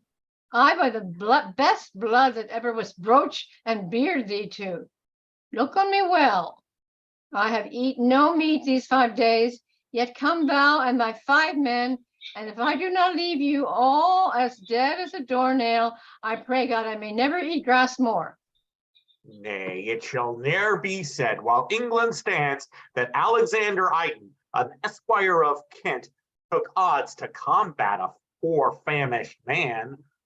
Oppose thy steadiest gazing eyes to mine. See if thou can outface me with thy looks. Set limb to limb, and thou art far the lesser. Thy hand is but a finger to my fist, thy leg a stick compared with this truncheon. My foot shall fight with all the strength thou hast, and if mine arm be heaved in the air, thy grave is digged already in the earth. As for words, whose greatness answers words, let this my sword report what speech forbears. By my valor, the most complete champion that ever I heard. Still, if thou turn the edge, or cut not out the burly bone clown in chines of beef, ere thou sleep in thy sheath, I beseech Jove on my knees that thou mayst be turned to hobnails. Here they fight. Oh, I am slain. Famine and no other hath slain me. That 10,000 devils come against me and give me but the 10 meals I have lost, and I defy them all. Wither garden, and be henceforth a burying place to all that do dwell in this house, because the unconquered soul of Cade is fled. Is Cade that I have slain, that monstrous traitor? Sword, I will hollow thee for this thy deed, and hang thee o'er my tomb when I am dead. Ne'er shall this blood be wiped from thy point, but thou shalt wear it as a herald's coat to emblaze the honor that thy master got. Iden, farewell, and be proud of thy victory. Tell Chen from me she hath lost her best man, and exhort all the world to be cowards. For I that never feared any am vanquished by famine, not by valor. He dies. How much thou wrongst me, heaven be my judge. Die, damned wretch, the curse of her that bare thee. And as I thrust thy body in with my sword, so wish I might thrust thy soul to hell. Hence I will drag thee headlong by the heels onto a dunghill, which shall be thy grave, and there cut off thy most ungracious head, which I will bear in triumph to the king, leaving thy trunk for crows to feed upon. Exit. Act 5, Scene 1. Enter York and his army of Irish with drum and colours. From Ireland thus comes York to claim his right, and pluck the crown from feeble Henry's head. Ring bells aloud, burn bonflowers clear and bright, to entertain great England's lawful king. Ah, sancta maestas, who would not buy thee dear? Let them obey that knows not how to rule. This hand was made to handle naught but gold. I cannot give due action to my words, except a sword or sceptre balance it. A sceptre shall it have I a soul, on which I'll toss the fleur-de-luce of France. Enter Buckingham. Whom have we here? Buckingham, to disturb me. The king hath sent him sure I must dissemble. York, if thou meanest well, I greet thee well. Humphrey of Buckingham, I accept thy greeting. Art thou a messenger or come of pleasure? A messenger from Henry, our dread liege, to know the reason of these arms in peace, or why thou, being a subject as I am, against thy oath and true allegiance sworn, should raise so great a power without his leave, or dare to bring thy force so near the court. Scarce can I speak, my choler is so great. Oh, I could hew rocks and fight with flint, I am so angry at these abject terms. And now, like Ajax Telamonius, on sheep or oxen could I spend my fury. I am far better born than is the king, more like a king, more kingly in my thoughts, but I must make fair weather yet a while, till Henry be more weak and I more strong. Buckingham, I prithee pardon me, that I have given no answer all this while. My mind was troubled with deep melancholy. The cause why I have brought this army hither is to remove proud Somerset from the king, as seditious to his grace and to the state. That is too much presumption on thy part. But if thy arms be to no other end, the king hath yielded unto thy demand. The Duke of Somerset is in the Tower. Upon thine honor is he prisoner? Upon mine honor he is prisoner. Then, Buckingham, I do dismiss my powers. Soldiers, I thank you all, disperse yourselves. Meet me tomorrow in St. George's Field, you shall have pay, everything you wish. And let my sovereign, virtuous Henry, just a moment. Virtuous Henry, command my eldest son, nay, all my sons, as pledges of my fealty and love, I'll send them all as willing as I live. Lands, goods, horse, armor, anything I have is his to use, so Somerset may die. York, I commend this kind submission. We twain will go unto his highness' tent. Enter king and attendants. Buckingham, does York intend no harm to us that he marches with thee arm in arm? In all submission and humility, York doth present himself unto your highness. Then what intends these forces thou dost bring? To heave the traitor Somerset from hence and fight against that monstrous rebel Cade, who since I heard to be discomfited. Enter Iden with Cade's head. If one so rude and of so mean condition may pass into the presence of a king, lo, I present your grace a traitor's head, the head of Cade, whom I in combat slew. The head of Cade? Great God, how just art thou! Oh, let me view his visage being dead. That living wrought me such exceeding trouble. Tell me, my friend, art thou the man that slew him? I was, and it like your majesty.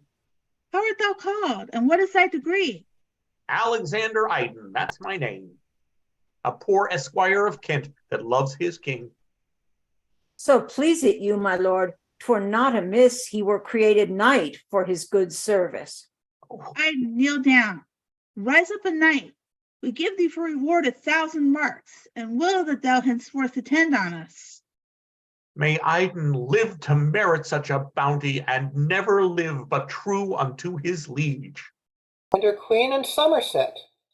See, Buckingham, Somerset comes with the Queen. Go bid her hide him quickly from the Duke. For 1,000 Yorks he shall not hide his head, but boldly stand and front him face to his face. How now? Is Somerset at liberty? Then, York, unloose thy long imprisoned thoughts, and let thy tongue be equal with thy heart. Shall I endure the sight of Somerset? False king, why hast thou broken faith with me, knowing how hardly I can brook abuse? King, did I call thee? No, thou art not king, not fit to govern and rule multitudes which darest not, know, nor canst not rule a traitor. That head of thine doth not become a crown. Thy hand is made to grasp a palmer's staff, and not to grace an awful princely sceptre. That gold must round and girth these brows of mine, whose smile and frown, like to Achilles' spear, is able with a change to kill and cure. Here is hand to hold a sceptre up, and with the same to act controlling laws. Give place. By heaven, thou shalt rule no more o'er him whom heaven created for thy ruler. Somerset. Oh. I didn't know I was in here. Oh, monstrous traitor, I arrest thee, York of capital treason against the king and crown. Obey, audacious traitor, kneel for grace. Wouldst have me kneel? First let me ask thee if they can brook I bow a knee to man. Sirrah, call in my son to be my bail. I know ere they will have me go to war, they'll pawn their swords of my enfranchisement. Call hither Clifford, bid him come again, to say if that the bastard boys of York shall be the surety for their traitor father. O blood-bespotted Neapolitan, outcast of Naples, England's bloody scourge, the sons of York, thy betters in their birth, shall be their father's bail, and bane to those that for my surety will refuse the boys. Enter Edward and Richard. See where they come, I'll warrant they'll make it good. Enter Clifford. And here comes Clifford to deny their bail. Health and all happiness to my lord the king. I thank thee, Clifford. Say what news with thee? Nay, do not fright us with an angry look. We are thy sovereign, Clifford. Kneel again for thy mistaking, so we pardon thee. This is my king, York. I do not mistake, but thou mistakes me much to think I do. To Bedlam with him. Is the man grown mad? Aye, Clifford. A bedlam and ambitious humor makes him impose himself against his king. He's a traitor. Let him to the tower and chop away that factious pate of his. He is arrested, but will not obey. His sons, he says, shall give their words for him. Will you not, sons? I, noble father, I, if our noble words will father. serve. And if words will not, then our weapons shall. Why, what a brood of traitors have we here? Look in a glass and call thy image so. I am thy king, and thou a false heart traitor. Call him to the stake, my two brave bears, that with the very shaking of their chains they may astonish these fell-looking curs. Bid Salisbury and Warwick come to me. And Earls of Warwick and Salisbury. Are these thy bears? We'll bait thy bears to death and manacle the bearer of their chains, if thou darest bring them to the baiting place. After I had seen a hot or leaning cur run back and bite because he was withheld, who being suffered with the bear's fell paw hath clapped his tail between his legs and cried, and such a piece of service will you do if you oppose yourselves to match Lord Warwick. Hence, heap of wrath, foul indigested lump, as crooked in thy manners as thy shape. Nay, we shall heat you thoroughly anon. Take heed lest by your heat you burn yourselves. My Warwick, hath thy knee forgot to bow?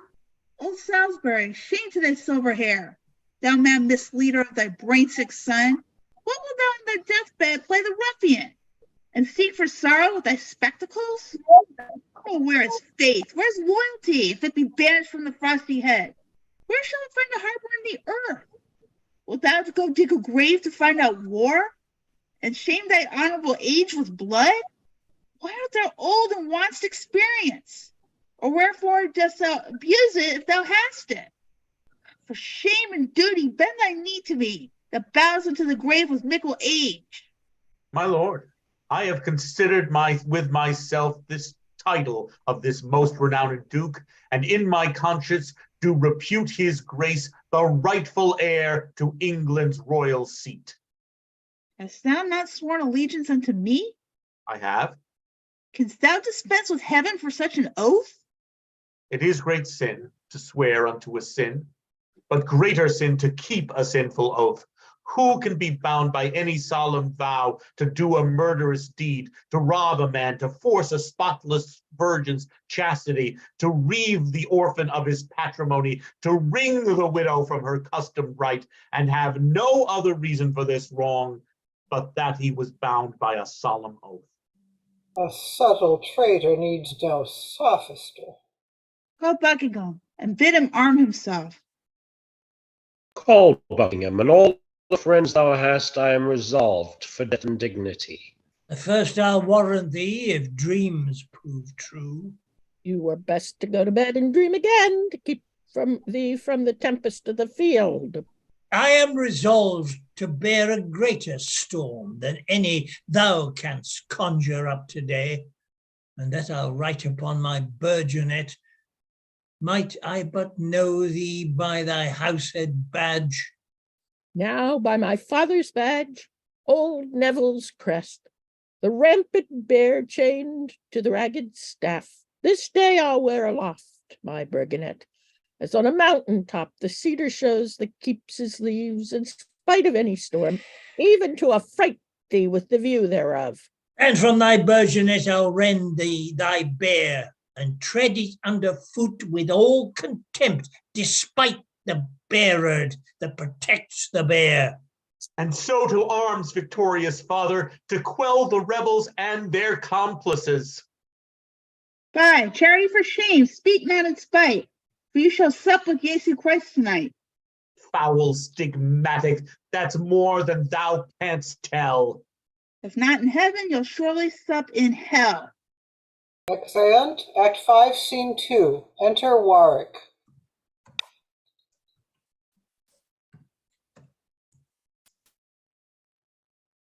Everyone else is off stage. Yes. Oh, sorry. My apologies. Ken, Buckingham? Ken?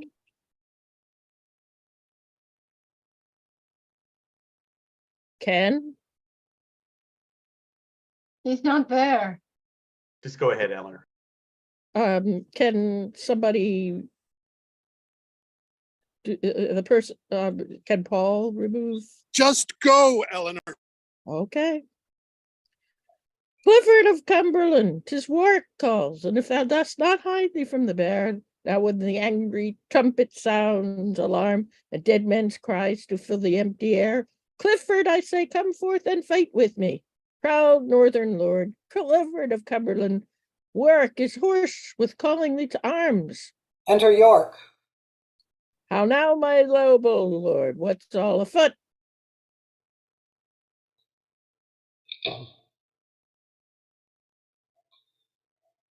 What's all afoot? And are you there? The deadly-handed Clifford slew my steed, but match to match I have encountered him and made a prey for carrion kites and crows, even of the bonny beast he loved so well. Enter Clifford. If one of both of us, the time is come.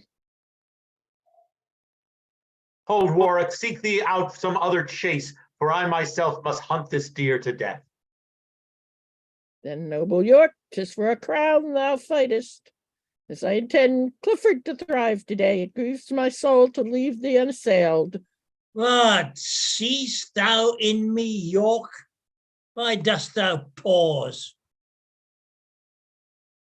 With thy brave bearing should I be in love, but thou art mine fast enemy. Oh, there you go. I'm sorry, Ken. Go ahead.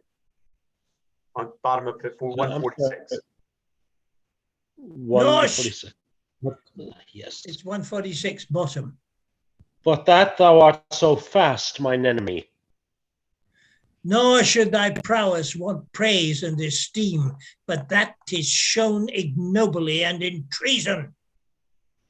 So let it help me now against thy sword, as I in justice and true right express it.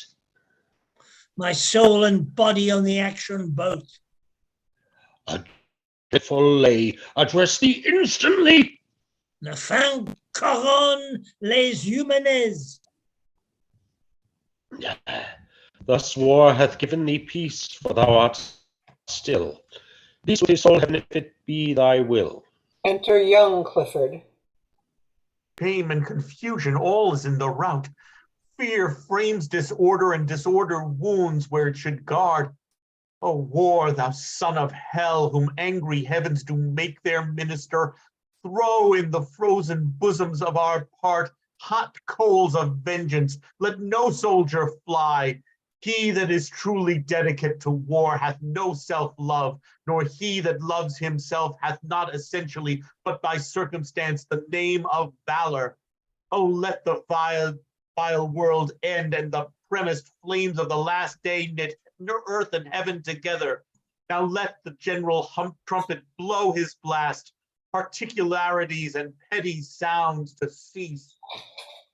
Wast thou ordained, dear father, to lose thy youth in peace and to achieve the silver livery of advised age, and in thy reverence in thy chair days thus to die in ruffian battle?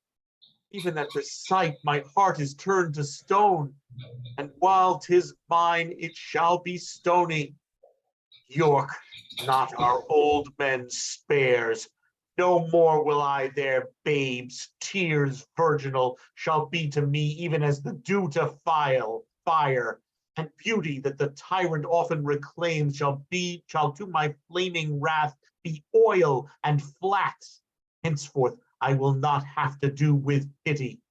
Meet I an infidel of the house of York, into so as many gobbets will I cut it, as wild Medea young Absyrtus did. In cruelty will I seek out my fame. Come, thou new ruin of old Clifford's house, as did Aeneas old Anchises bear, so bear I upon my manly shoulders. but then Aeneas bare a living load. Nothing so heavy as these woes of mine. Enter Richard and Somerset to fight. But why thou there? For underneath an alehouse paltry sign, the castle in St. Albans, Somerset has made the wizard famous in his death. Sword, hold thy temper. Heart, be wrathful still. Priests pray for enemies, but princes kill. Fight, excursions. Enter king, queen, and others. Away, my lord, you are slow. For shame, away. Can we outrun the heavens? Good Margaret, stay. What are you made of? You'll nor flight nor fly. Now it is manhood, wisdom, and defense to give the enemy way and to secure us by what we can, which can no more but fly. If you be taken, we then should see the bottom of all our fortunes. But if we happily escape, as well we may, if not through your neglect, we shall to London get, where you are loved, and where this breach now in our fortunes made may readily be stopped. Enter Clifford. But that my heart on future mischief set, I would speak blasphemy ere bid you fly. Fly you must. Uncurable discomfort reigns in the hearts of all our present parts. Away for your relief, and we will live to see their day, and them our fortune give. Away, my lord, away. Exeunt. Act 5, Scene 3, Retreat. Enter York, Richard, Warwick, and soldiers with drum and colours. Of Salisbury, who can report of that winter lion, who in rage forgets aged contusions and all brush of time, and like a gallant in the brow of youth repairs him with occasion. This happy day is not itself, nor have we won 1 foot if Salisbury be lost. My noble father, 3 days today I hope him to his horse. 3 times bestrid him. Thrice I let him off, persuaded him from any further act. But still, where danger was, still there I met him. Like rich hangings in a homely house, so is his will, and his old feeble body, but noble as he is, look, where he comes. Enter Salisbury. Now, by my sword, well hast thou fought today. By the mass, so did we all. I thank you, Richard. God knows how long it is I have to live, and it has pleased him that 3 times today you have defended me from imminent death. Well, lords, we have not got that which we have. 'Tis not enough our foes are this time fled, being opposites of such repairing nature. I know our safety is to follow them, for as I hear, the king is fled to London to call a court of parliament. Let us pursue him and Brits go forth. What says Lord Warwick? Shall we after them? After them, nay, before them if we can. Now by my hand, lords, 'twas a glorious day. St. Albans' battle won by famous York shall be eternized in all age to come. Sound trumpets and drums, and to London all, and more such days as these to us befall. Excellent. Yay. Bloody hell, we got through it. Hey, Derek, great stuff. Great. Oh, thank you. Thank you very much. I love that accent, Derek. It was just adorable. That Clifford, old Clifford shit at the end is really confusing. Yes, it is. It is. But we made it. We made it work. It was great. Thanks for jumping in on that. Yeah. Yeah, great job, everybody. Thank you so much. Fun. Thank you. Mhm. Thanks, yeah. Yes, this was, there were some challenges today, but. Oh, yeah. Yes. Yeah. 9 people doing infinite numbers. Yeah. Exactly. Yeah, yeah. And one of them echoing round, which made it a little tricky. Well, that helped with the infiniteness of. Oh, yeah. Yeah. I'm afraid if Asher can't get his system sorted out, you've got to have a standby, Paul, to take over, because that was almost impossible.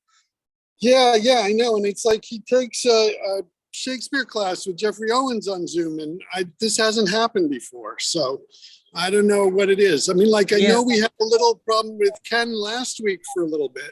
But we sorted it out. We knew what it was. It was because he came on in both as a panelist and an attendee. That there were things, yeah. So he was in twice, but Asher wasn't. So it's something to do with his system, and he's got to work it out because we can't. So many new computer systems actually make it harder and give you too many options. Yeah. Plus you've got the system set up, and then Zoom updates itself every week. Yes. And, you're faced with new words and new terms. God, it's crazy. Yeah, I felt bad for him because I was following the directions to the audio settings and stuff, and I'm PC also. I didn't have them. No, they're not there. I'm PC as well. And this is the other problem with Zoom. It depends on what kind of a system I mean, we've had readings where one of the participants was actually on their cell phone, and it's even more different there, Yeah. Yeah. But that was fun, guys. It was. Good. Thank you for reading I'm the gonna stage go. directions. Yeah, that was a big help, Sheila. Thank Oh, you. good. That was my first time, but I enjoyed it very much. Oh, it's good. It is, Sheila. And since it didn't interfere with my carrying Suffolk's head, that was like the only moment I did not want to have an inner conflict. So it all worked out. No, that's right. I'm gonna go. Okay, me too. Bye. Bye, Thanks, thank Kitty. you. Thanks, Nice. Kitty. Bye. So much. Bye, See you everybody. next Sunday or Saturday. See you, Angus. Haven't seen you in a dog's age. I know, yeah. And we're cheated out of part 3 because it's being done live. I know. What can The you two do? of us, yes. Can we organize a Zoom part 3? No, I'm not doing that, Oh, you got to keep the person ones going. That's right. Yeah. Yeah. Well, that's true. Yeah. But I ain't picking up a flight back to New York for that. So Right. I'd have to do a bus, so I think not. yeah. Well, take care, everybody. Have a wonderful week. Good night. Yeah, and you too. Bye. Take care. Take care. Thank you all. Bye. Good job. Well, Oh, you did tripped. I betray jet lag? No, you were fine. Good. Yeah, in this sense. I went to Las Vegas once. It was quite amusing, but a little bit discouraging. I go there for the AFAN AIDS walk and to spend time with my friend Teller. Ah, How's okay. he doing? He is still recovering from his quadruple bypass, Wow. and he's heading towards England in later in the month. And Fabulous. let me give you the info so you can see him if you wish. Yeah. Well, email him. So if he gets stuck at any time and needs some help, tell him to get in touch with me. He's going to be at the Civic at the Halls Wolverton in Wolverhampton. Hampton. Oh God, that's miles away. He's also yeah. going to be at the O2 Apollo Manchester in Manchester. Okay. Yeah, And that's all up in the East Coast. And he's going to be at the Alexandra in Birmingham. Oh, he's getting around. He's And getting he's around. going to be at the Eventim Apollo in London. Oh, that's closer. And those are all the places that he's playing. Okay. So are any of them close enough to you? London might be, the rest of them aren't. They're all too far away. Okay. My leg is given out, so I hobble around. I can't get more than about 10 meters before my leg packs in. I'm getting old and incapable these days. I found out how difficult it was for me when I was using a scooter and a walker, and I can't walk unassisted more than a couple of steps maybe. But anyway, He'll be at the Alexandra in Birmingham on June 9th, June 13th, 14th, 15th, 16th, and 17th. Oh, and 18th. Okay, that's the difference is that distances in England are emotionally considered very different. I mean, I grew up in Edinburgh, which is basically only about 450 miles away. Now in America, that's no distance at all. You get in your car and you drive it.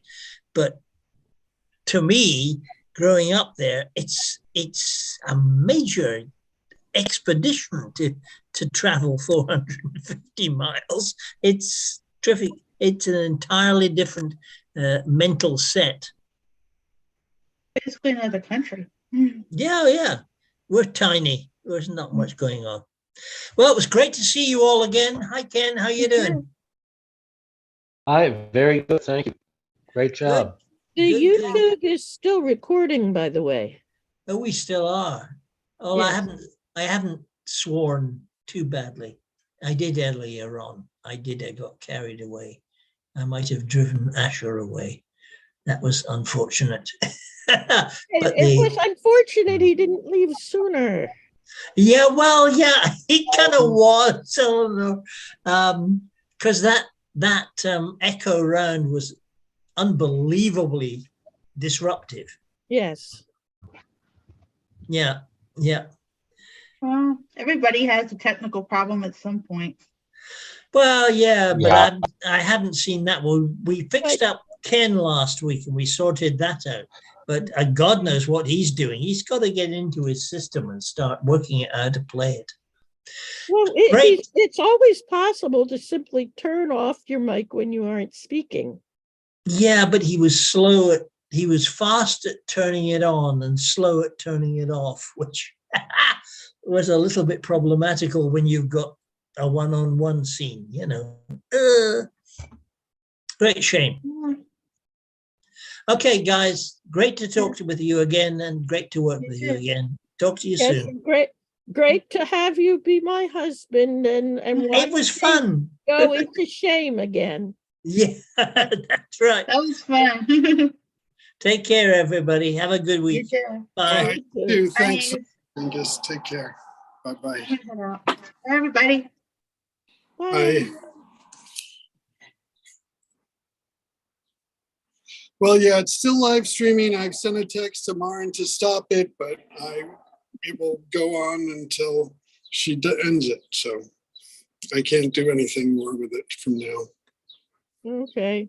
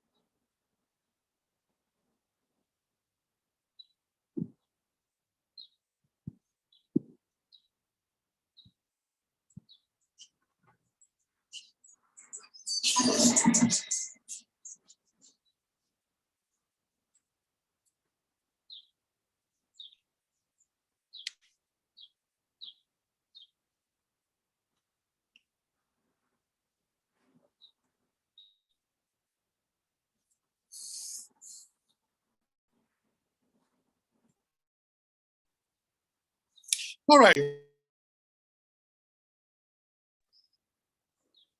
Thank you. Thanks so much.